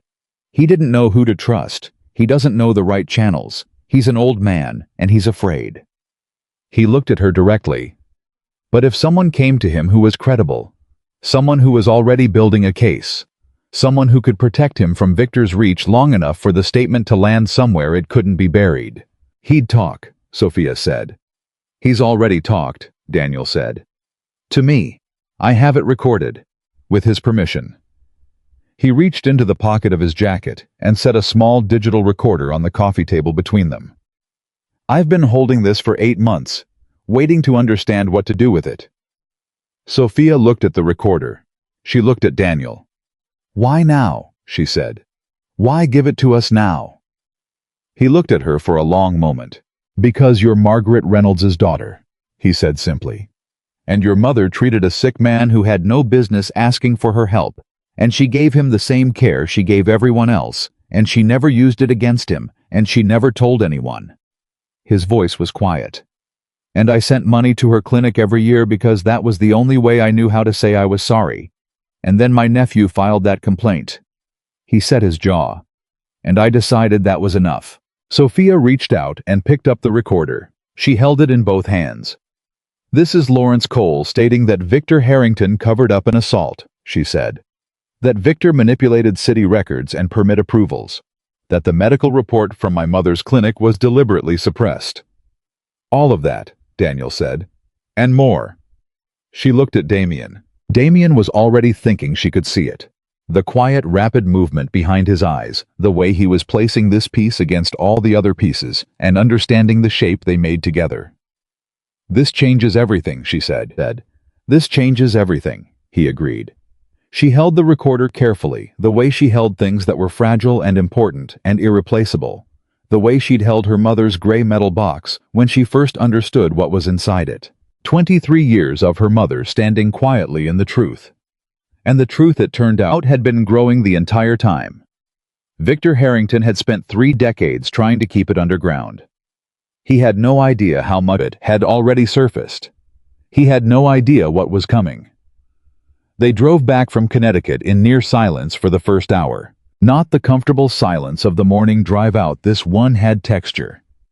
The recorder sat in Sophia's bag, on the seat between them, and both of them were aware of it. The way you're aware of something that has changed the gravity of a room without anyone touching it yet. Damien drove. Sophia sat with her hands folded in her lap and looked at the road ahead and processed. She was good at processing under pressure. It was one of the things nursing had built into her, the ability to receive information that was large and frightening and immediately begin organizing it into what needed to happen next, in what order, at what pace. Grief and fear were real, but they didn't get the floor until the patient was stable. Right now, the patient was the truth. And the truth needed to be handled correctly before Victor Harrington understood what they were carrying. We can't sit on this, she said finally. No. Damien agreed. If Victor finds out Daniel talked to us, he'll move to discredit Daniel first, distance himself, Claim Daniel has a history of instability grievances against the family, whatever narrative fits. Damien's hands were steady on the wheel, which means the recording goes somewhere protected before Victor knows it exists. Your attorney, Sophia said. My attorney holds it. Your mother's attorney gets a copy, and a third copy goes somewhere neither of them controls. She turned to look at him. Where? He was quiet for a moment. I know a journalist, he said. She studied his profile. The kind of journalist who sits on a story when you ask them to. The kind who understands that timing a story correctly is how you make sure it can't be killed, he said. She's been covering financial corruption in this city for 14 years. She's had 3 investigations shut down by exactly the kind of pressure Victor Harrington applies. A pause. She's been waiting for something she could actually publish without it disappearing. Sophia thought about that. If the story goes to a journalist before the licensing board resolves, Victor becomes a media story before he finishes becoming a legal one, Damien said, which means anyone he's pressuring becomes very reluctant to continue being pressured. She looked back at the road. Do it, she said. He picked up his phone and made the call. The journalist's name was Nina Reyes, and she answered on the first ring. Damien gave her 30 seconds of context. Medical fraud, falsified records, a recording implicating a former city official, 23 years of suppressed documentation, and a man named Victor Harrington at the center of all of it. Nina Reyes said, How soon can you meet? Damien said, 2 hours. Sophia watched him hang up and said, She didn't ask a single question. She had the Victor Harrington file already open, Damien said. She just needed someone to give her something that could stand up. The recorder in Sophia's bag suddenly felt heavier. She understood what that meant, that this had been larger than her family for longer than she'd known. That there were other people, other cases, other damage Victor had done that had never surfaced because no single thread had been strong enough to pull. What they were carrying wasn't just Sophia's story or Margaret's story. It was the piece that connected everything else. She sat with that for a moment. He's going to know we went to Connecticut, she said. Probably already knows. So he knows Daniel talked. Which means he's calculating what Daniel would have given us, Damien said. He doesn't know about the recording. Daniel didn't tell anyone he made it. But Victor will assume Daniel provided witness testimony about the night at the clinic. He'll try to preempt it. How? By going after the one thing we haven't locked down yet, Damien said. He glanced at her. Eleanor Voss. Sophia went cold. He wouldn't. She stopped herself. Because yes, he would. He'd already falsified an elderly woman's medical records once. If the case against him was shifting toward criminal exposure, Eleanor Voss was no longer just a tool. She was a liability. She was the living evidence of what Thomas Harrington had filed on Victor's behalf. I need to call Patricia, Sophia said.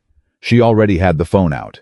Patricia Voss answered on the second ring, and Sophia kept her voice even and precise. Patricia, I need you to do something important for your mother's safety.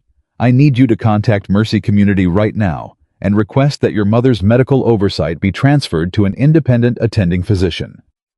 Not anyone connected to the current case. And I need you to flag that her current medication protocol may have been compromised.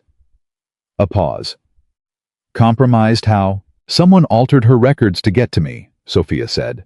The hospital board knows.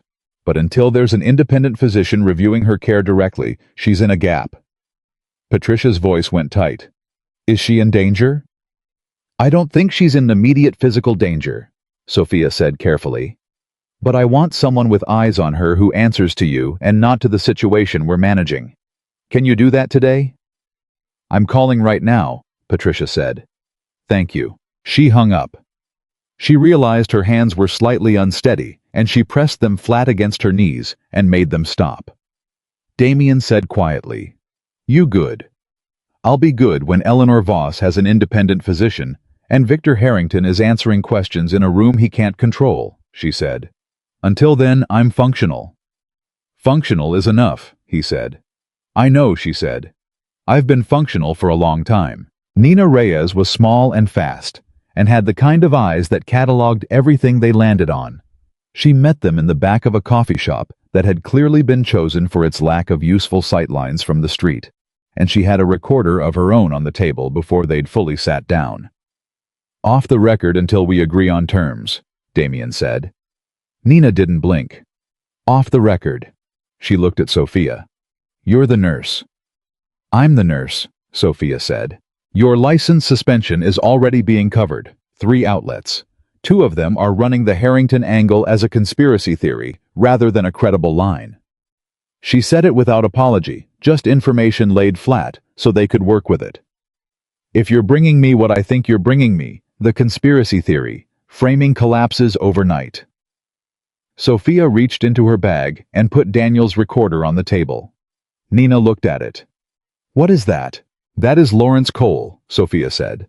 "Former Deputy Planning Commissioner, stating on record with his own consent that Victor Harrington covered up an assault in 1999, suppressed a mandatory medical report, manipulated permit approvals for a decade, and has been protecting Cole's identity in exchange for Cole's ongoing silence." Nina looked at the recorder. Then she looked at Damien. Then she looked back at Sophia. "I've been trying to get to Cole for 6 years," she said. "How did you get a recorded statement?" "His conscience found a door," Sophia said. "We walked through it." Nina reached for the recorder. Sophia put her hand on it first. "Terms," Sophia said. "The story doesn't run until the licensing board formally clears my suspension. Eleanor Voss's situation is handled with full privacy protection. Her name appears nowhere. My mother's clinic is presented accurately, which means you talk to my mother directly and you use her words." She held Nina's gaze. "And nothing that could give Victor Harrington advance warning runs before the formal complaint is filed with the DA's office." Nina studied her. "You're filing with the DA." "Today," Sophia said. "Before we leave this table."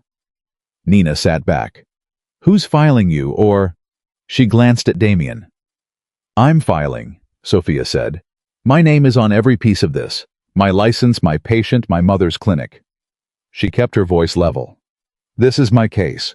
Damien helped me build it, but it belongs to me." Something shifted in Nina's expression, not sentimentally, not dramatically. The clear professional recognition of someone who had spent 14 years watching powerful men take credit for things that belonged to other people and had just watched the opposite happen.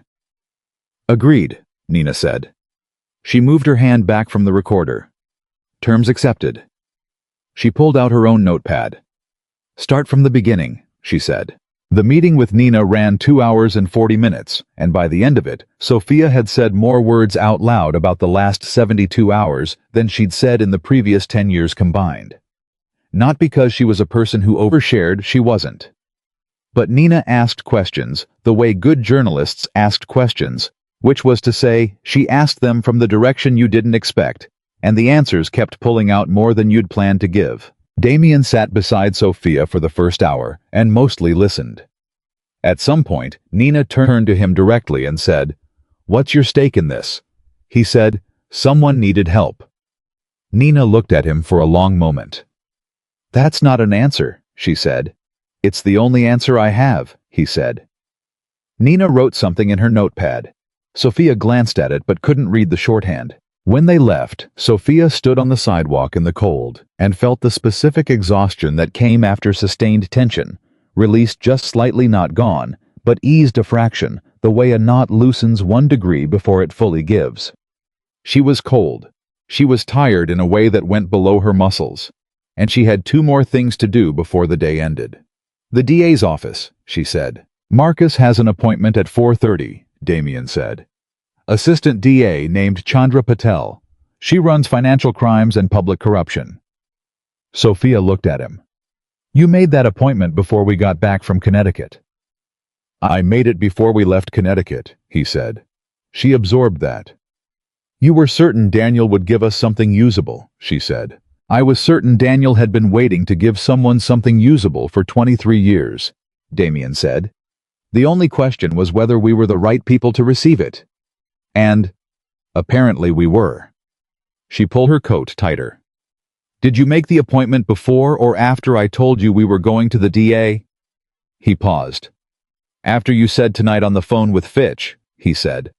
That sentence tells me what kind of person you are, and what kind of move comes next. She shook her head slowly. Not in frustration, in the specific exasperation of someone who kept discovering that the person next to them was 3 steps ahead, and had somehow managed to make those 3 steps feel like support, rather than control. "We're going to have a conversation about this," she said.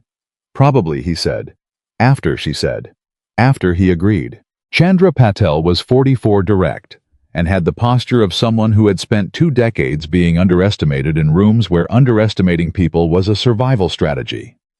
She looked at the documentation they laid on her desk, the gray metal box contents photographed and organized by Damien's attorney that morning, the forensic audit from Priya Mehta, the chain of custody for Daniel Harrington's recording, and the financial records Marcus had compiled, linking Gerald Fitch's donations to Harrington Development Group, and she read without speaking for 11 minutes. Then she looked up.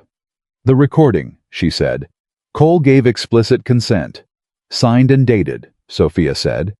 "Daniel has the original consent form. We have a copy."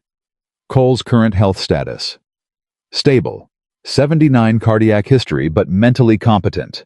Daniel can provide his physician's contact. Patel looked at the forensic audit. Mehta's firm, they're licensed. 14 years in operation, Damien said. 3 federal cases in the past 5 years. All resulted in conviction. Patel set the audit down. The Harrington Technical Solutions access logs are time-stamped. The backdating attempt is documented. "Yes," Sophia said. "And the licensing board recommendation, Fitch withdrew it last night." "In writing," Damien said. He slid a copy across the desk. Time-stamped 11:40 p.m. He also provided a voluntary statement about the nature of his conversation with Victor Harrington that morning. Patel looked at the statement. Her expression didn't change. She was someone who had built a career on not letting her expression change at the moment. Evidence arrived because that moment was the most important one, and you couldn't afford to be in your own face when it happened. But she picked up her phone and called someone before she'd said another word. She said, "I need a warrant review. Victor Harrington, Harrington Development Group, and Harrington Technical Solutions. Financial records and communication logs. Yes, today." She looked at the documents on her desk. "Because I have a package in front of me that's been 23 years in the making, and I'm not letting it breathe overnight." She hung up. She looked at Sophia. "Your license," she said. "I'll contact the nursing board directly. The suspension should be formally reviewed within 24 hours based on the audit findings alone. The full reinstatement process depends on the board's timeline, but my contact there will understand this is a priority." Sophia held very still. "Thank you." "Don't thank me yet," Patel said. "Victor Harrington has spent 30 years building insulation. This package is strong, but it's not airtight. He'll fight it."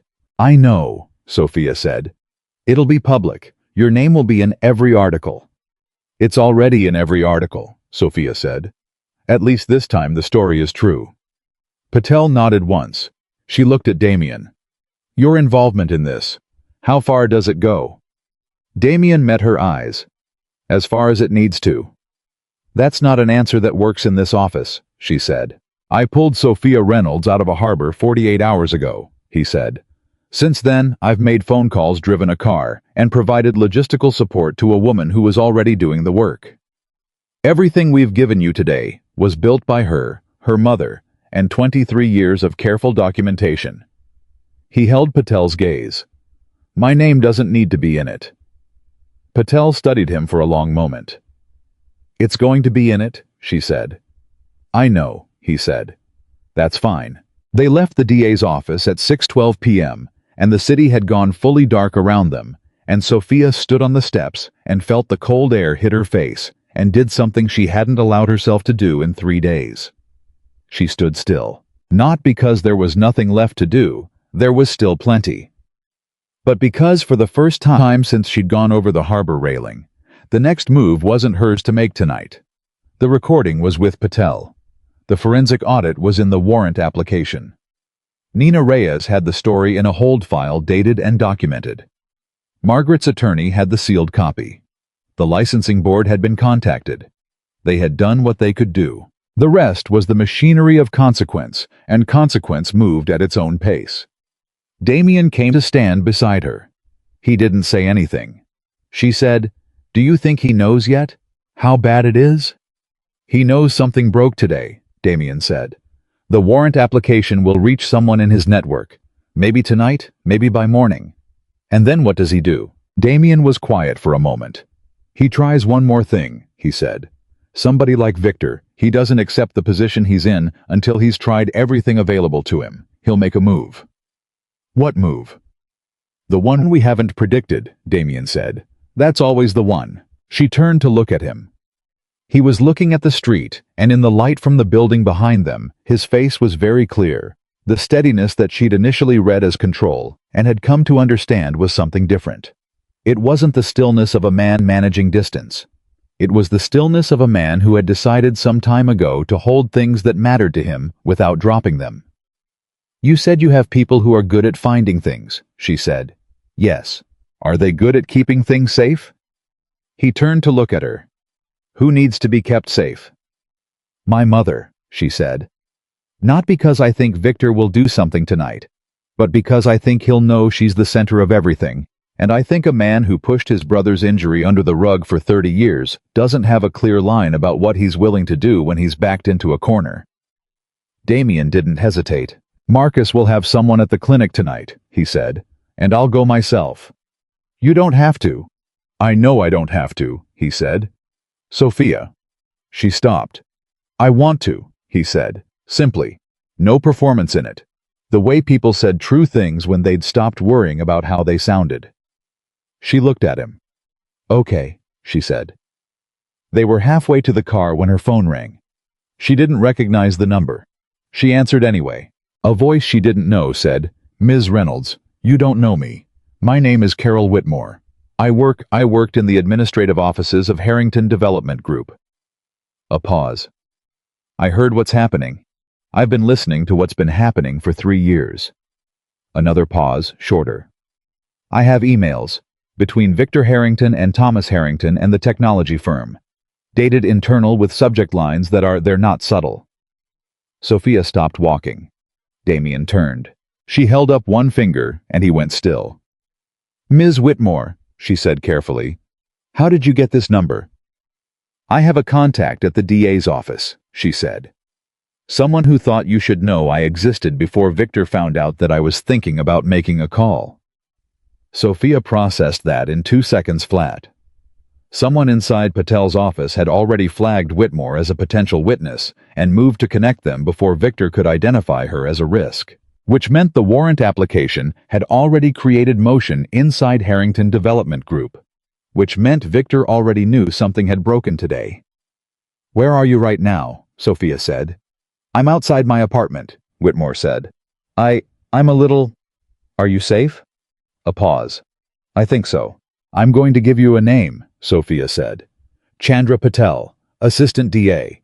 You call her direct line, I'll text it to you in 60 seconds, and you tell her you're a witness who needs protective contact. You say those exact words." Her voice was steady. "Can you do that?" "Yes." "Do it now.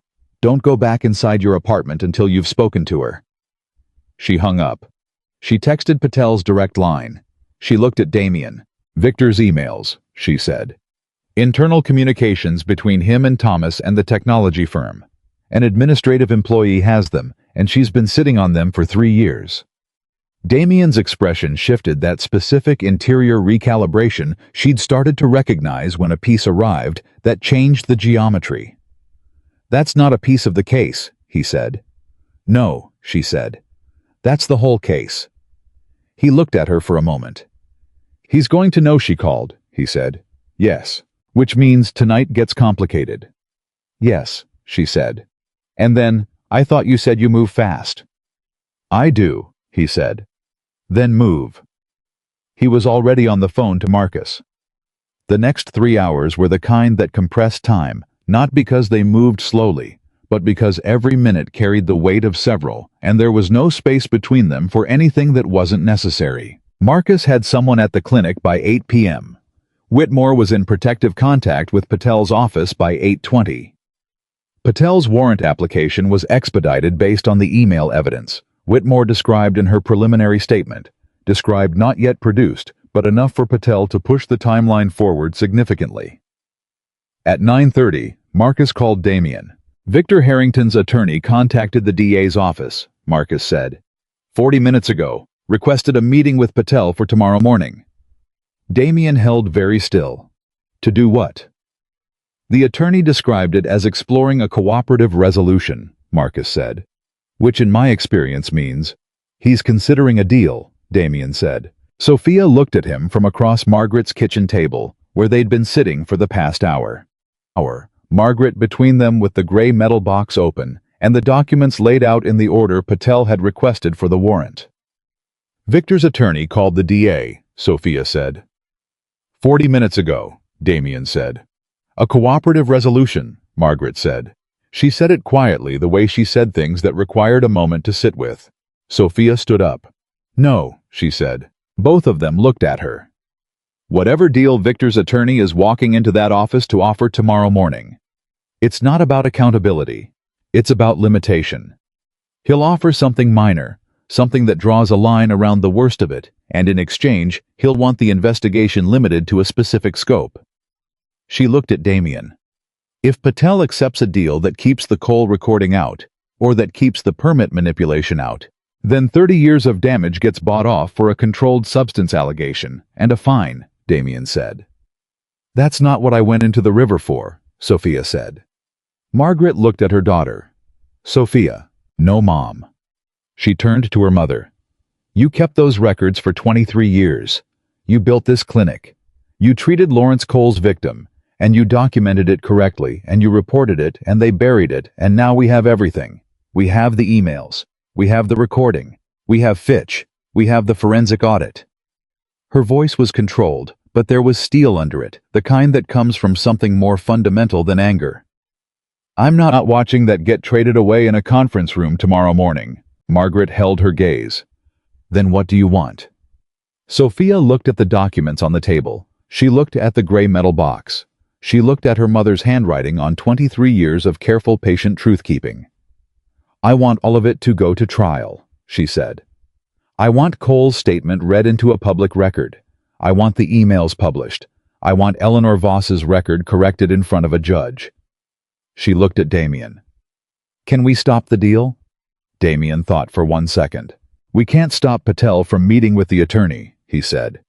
But we can make sure that when she walks into that meeting, she has enough to know that accepting a limited deal is the wrong move.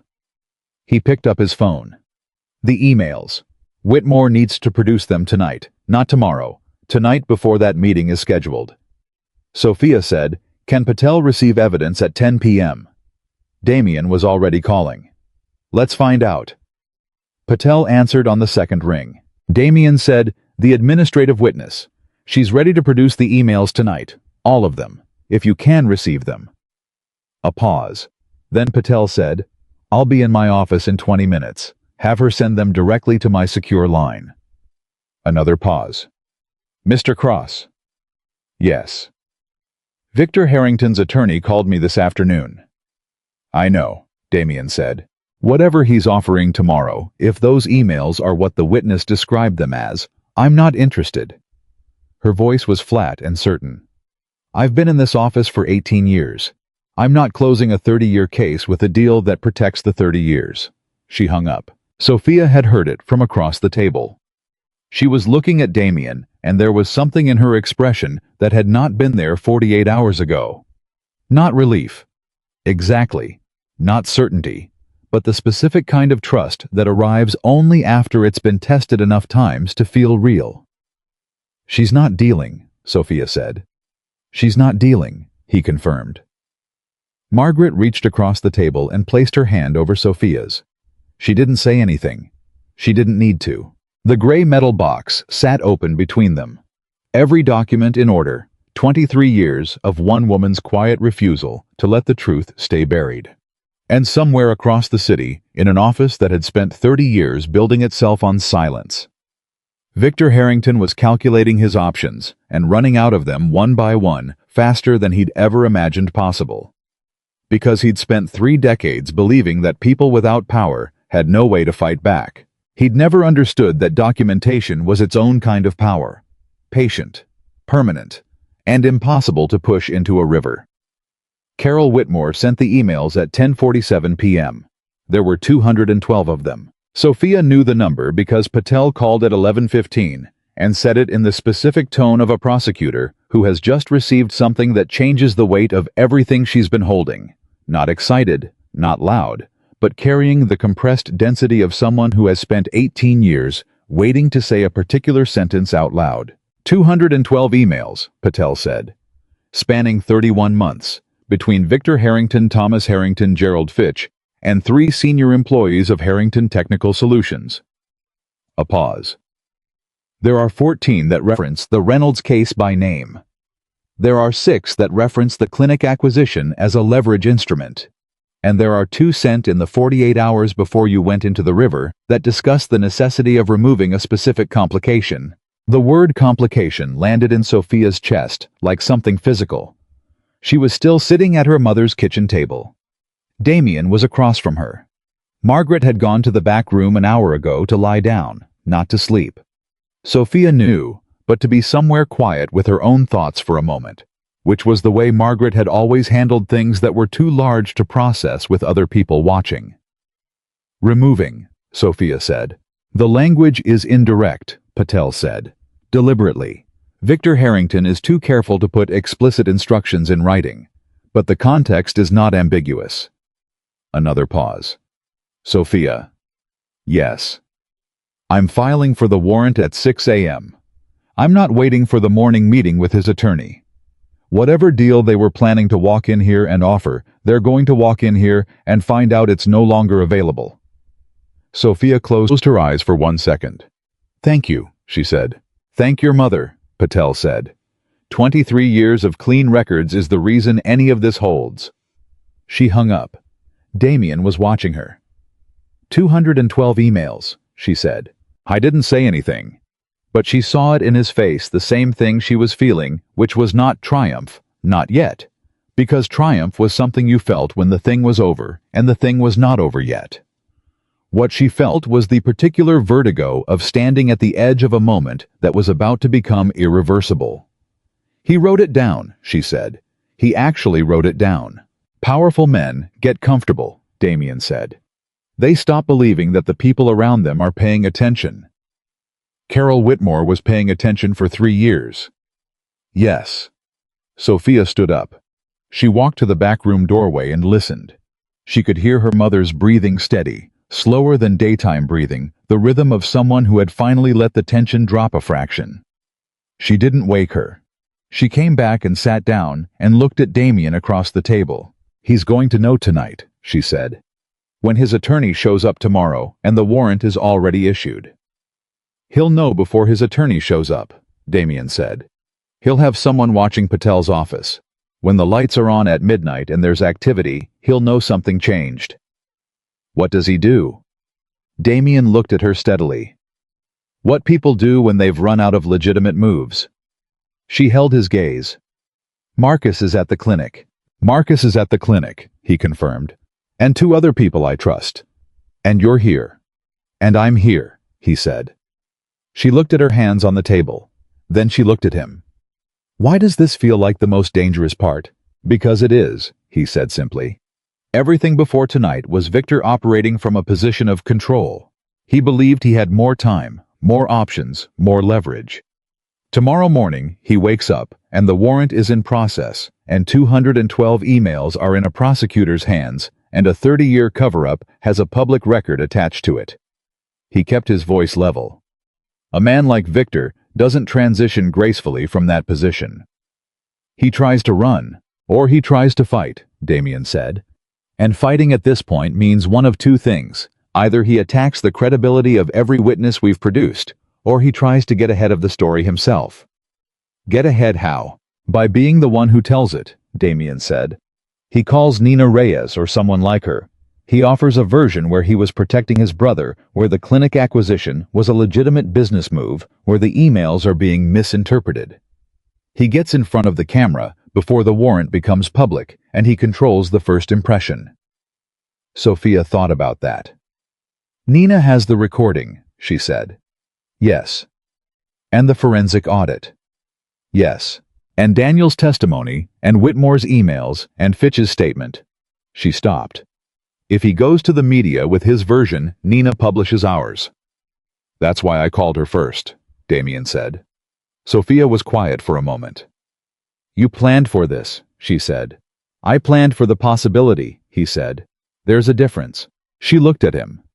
At the steadiness of him, the way he'd operated for 4 days without panic and without needing to be the loudest person in the room, and she thought about what it meant that a man who had spent his career in the shadow of his own reputation had chosen to spend those 4 days standing beside her. Damien, she said. Yeah. What are you getting out of this? He looked at her for a moment.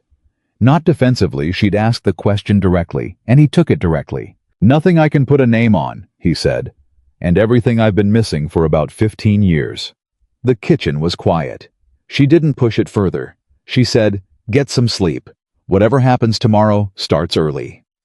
He looked at the table, at the empty chair where Margaret had been sitting, at the gray metal box, closed now, latched everything inside it, photographed and documented and distributed to the 4 places that mattered. I'll stay here, he said. She didn't argue. The warrant was issued at 6:48 a.m. Sophia knew because Patel sent a single text, done. She'd been awake since 5. Margaret was already in the kitchen when she came out. Coffee made the gray metal box on the counter. Margaret standing at the window, with the particular stillness of someone who had been awake before the dawn, and had used the quiet time to arrive at something. Damien was in the chair where she'd left him awake, his phone in his hand. He'd slept for 2 hours at most. He looked up when she came in, and didn't say anything, which was the right thing. Sophia showed her mother the text. Margaret read it. She set the phone down on the counter. She turned back to the window. Mom, Sophia said. I know, Margaret said. Her voice was steady. I know. Are you okay? Margaret was quiet for a moment. I'm thinking about the night I filed that report, she said, 23 years ago. I filed it and I walked home and I sat in the kitchen. Not this kitchen, the one on Fenwick, the one we had before I opened the clinic, and I thought, is this going to cost me everything? She paused. And I decided it didn't matter, because the alternative was being the kind of person who let it cost someone else everything instead. She turned around. Her eyes were clear. So yes, she said, I'm okay. Sophia looked at her mother, and for the first time in 4 days, she felt something that wasn't adrenaline or strategy or controlled functional forward motion. She felt the actual size of what her mother had carried. The specific weight of a decision made in a small kitchen 23 years ago that had cost Margaret Reynolds things she never spoke about: sleep and ease, and the ordinary comfort of not waiting for consequences, and that she had carried without complaint because she believed the truth was worth carrying. Sophia crossed the kitchen and put her arms around her mother. Margaret held on. They stayed like that for a moment. Then Margaret said very quietly into her daughter's shoulder, That boy in the chair, does he know you like him? Sophia pulled back. Mom, I'm asking. I'm aware. Because he slept in a kitchen chair to make sure we were safe, Margaret said entirely without drama. A man doesn't sleep in a kitchen chair unless he has a reason. We are not doing this right now, Sophia said. Fine, Margaret said. Later. She picked up her coffee. She looked out the window. It's starting, she said. Victor Harrington's attorney arrived at Patel's office at 9 a.m. as scheduled and spent 11 minutes in the waiting area before Patel's assistant came out and informed him that the meeting was no longer available, that a warrant had been issued at 6:48 that morning, and that if Mr. Harrington wished to pursue a cooperative resolution, he was welcome to contact the office through formal channels. Marcus texted Damien at 9:14. Attorney left. Called Harrington. 2-minute call. Damien showed the text to Sophia. She read it. Victor knows. Victor knows, he said. Nina Reyes published at 9:30. Not everything, not yet. The first piece was a tight documented account of the nursing license suspension, the forensic audit findings, and the corporate connection between Harrington Technical Solutions and the falsified records. 1,400 words. Every claim sourced, every name attached to documentation Nina had received and verified. The headline was simple: nurse's license suspended after hospital records tampered by firm tied to developer. By 10 a.m., it had been picked up by 6 regional outlets. By 11, 3 national ones. Sophia read it at her mother's kitchen table with her coffee going cold beside her, and felt the strange, dislocated sensation of watching her own life become a news story told accurately. She'd had 4 days of her life being a news story told wrong. The accurate version felt almost foreign. Her phone rang every 4 minutes for the next 2 hours. She answered none of the calls she didn't recognize. She answered every call from a number she did. Patricia Voss called at 10:40. "I saw the article," Patricia said. Her voice was thick with something between relief and anger, the specific cocktail of someone who has just been told that what they suspected but couldn't prove was true all along. "My mother. Her records were actually falsified. The forensic audit confirmed it," Sophia said. "An independent physician is reviewing her current protocol. She's safe, Patricia." "Thomas did this," Patricia said. "Thomas filed the complaint that made it possible," Sophia said carefully. "The investigation will determine the full extent of his involvement." A pause. "I want to testify," Patricia said. "If it goes to trial, I want to testify about what Thomas has been doing with my mother's care decisions for the past 2 years. The medication changes he pushed for. The facility transfers. Things I couldn't prove were wrong, but—" "Call Chandra Patel," Sophia said. "Direct line." She read it from her phone. "Tell her you're a family witness in the Voss matter. She'll know." "Sophia," Patricia said. "I'm sorry I didn't fight harder when the complaint was filed." "You didn't know," Sophia said. "Nobody knew. That was the point." She hung up. She sat for a moment. Then she looked at Damien, who had been standing in the doorway of the kitchen, not quite listening, and not quite not listening, which she had come to understand was his version of being present without intruding. "Eleanor Voss's daughter wants to testify," she said. "That's another corner of the case Victor didn't account for," Damien said. "He didn't account for a lot of things," Sophia said. "He didn't account for you surviving the river," Damien said. "Everything else follows from that." Victor Harrington was taken into custody at 2:17 p.m. Sophia found out from Marcus, who found out from a contact inside the building where Victor's offices were located. Not a dramatic arrest, no perp walk, no cameras at that precise moment. Patel had done it quietly with 2 plainclothes officers and a courtesy call to his attorney that gave Victor exactly long enough to put on his coat. He didn't resist. That was the detail that lodged in Sophia's mind when Marcus described it. After 30 years of building a world in which he controlled every outcome, Victor Harrington put on his coat and walked out of his own office without resistance. Maybe he'd known it was coming since 9:30, when Nina's article went live. Maybe he'd known since the warrant was issued. Maybe some part of him had known since the night he told a young nurse named Margaret Reynolds that she would regret embarrassing his family, had known on some level below calculation that the kind of person who documents the truth carefully and refuses to stop doing it is eventually inevitably impossible to silence permanently. Sophia sat with Margaret on the small couch in the clinic's waiting room when the news broke publicly. The arrest was on Nina's site within the hour, and then everywhere within 2. Thomas Harrington was taken in separately at 4 p.m. Gerald Fitch had already surrendered that morning, accompanied by his own attorney, in a proactive move that Patel described to Sophia as the most useful thing Fitch had done in 17 years on the licensing board. Lawrence Cole gave a formal statement from his home in a recorded video session that Patel's office arranged. Sophia didn't watch it in real time, she couldn't not yet. But Damien watched it and told her afterward that Cole had spoken for 41 minutes without stopping, and that his voice had been steady throughout, and that at the end of it he had looked directly at the camera and said, "I should have done this 20 years ago. I was afraid. Being afraid was the most expensive thing I ever did." Daniel Harrington sent Sophia a text at 5 p.m. It said, "My brother won't call you, but I want you to know that I am sorry on behalf of our name. Your mother deserved better from us 30 years ago. I hope this is a start." She showed it to Margaret.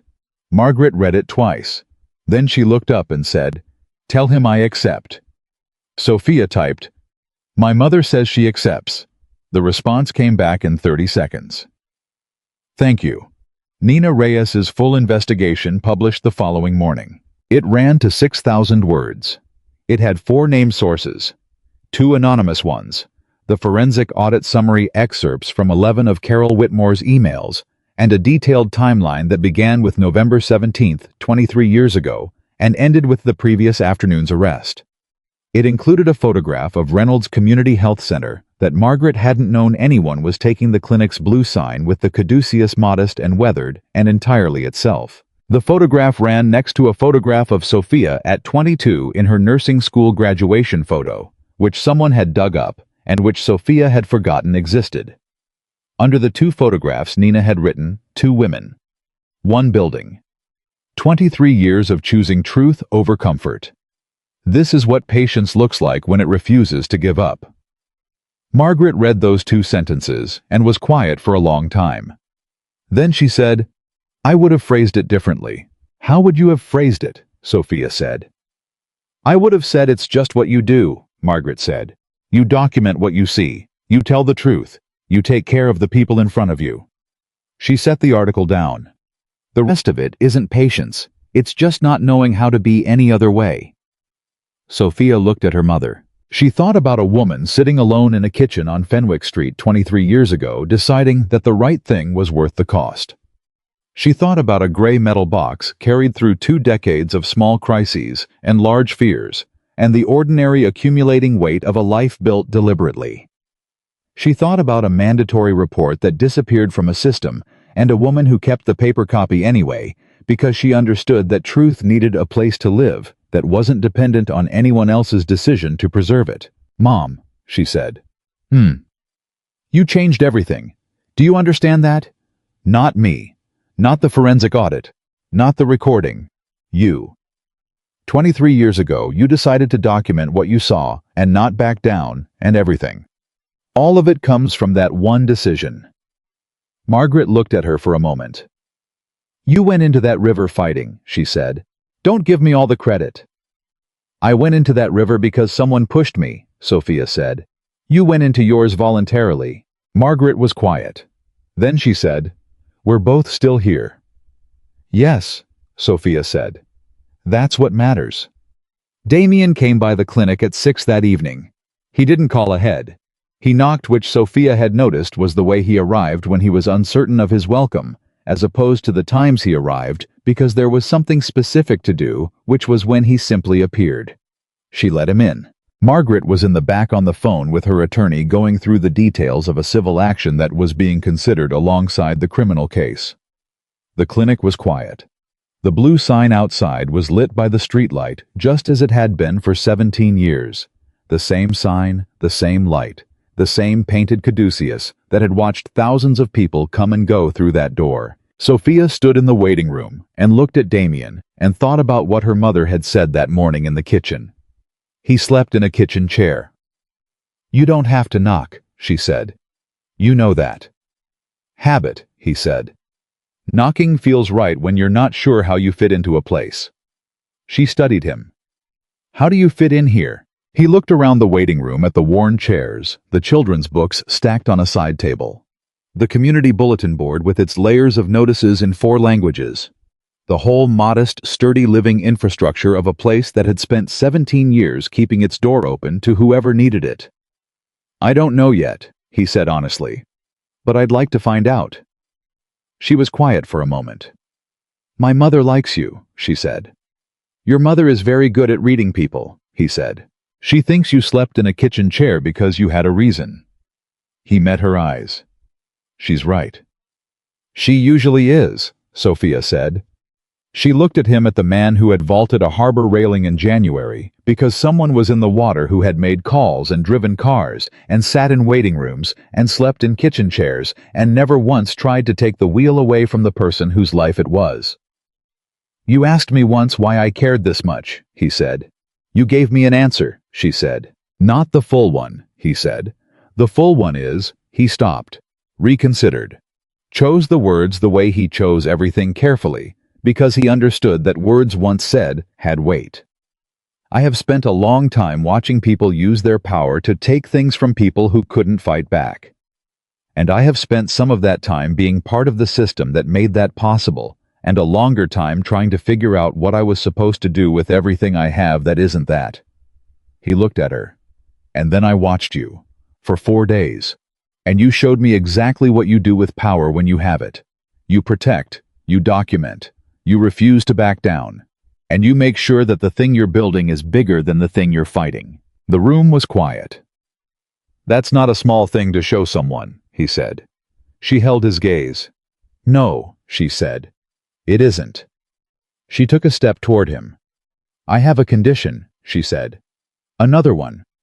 The same one, she said. I lead, you help. The moment you forget that, we're done, he said. I know. Do you accept? He looked at her. Something shifted in his face, not the calculation she'd expected, not the careful processing of terms. Something simpler. The expression of a man who had been looking for the right direction for a long time and had just been handed a compass. Yes, he said. She nodded once. Then she said, good. Because my mother needs this clinic to have protected status before the civil action begins, and I need someone who can navigate that without making it look like outside influence, and apparently you know how to do things quietly. He almost smiled. That's not what I thought you were going to say. I know, she said. But it's what needs to happen next. And after that? She looked at him for a moment. After that we'll see, she said.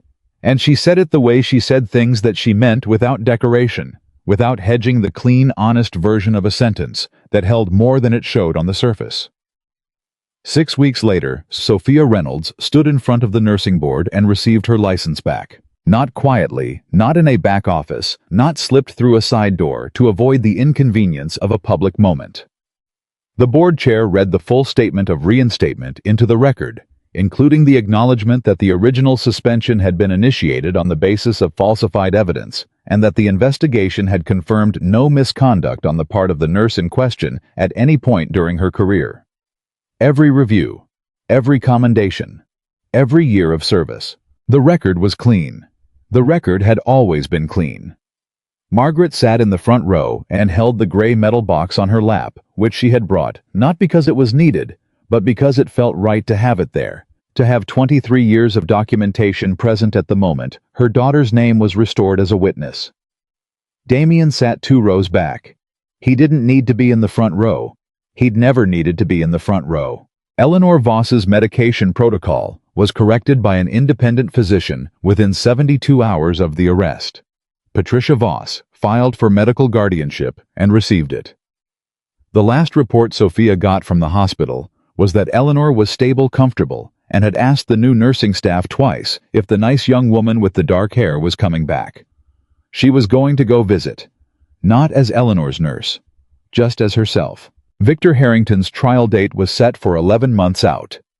The charges included criminal fraud conspiracy, tampering with official records, and 2 counts relating to the suppression of the mandatory medical report filed 23 years earlier.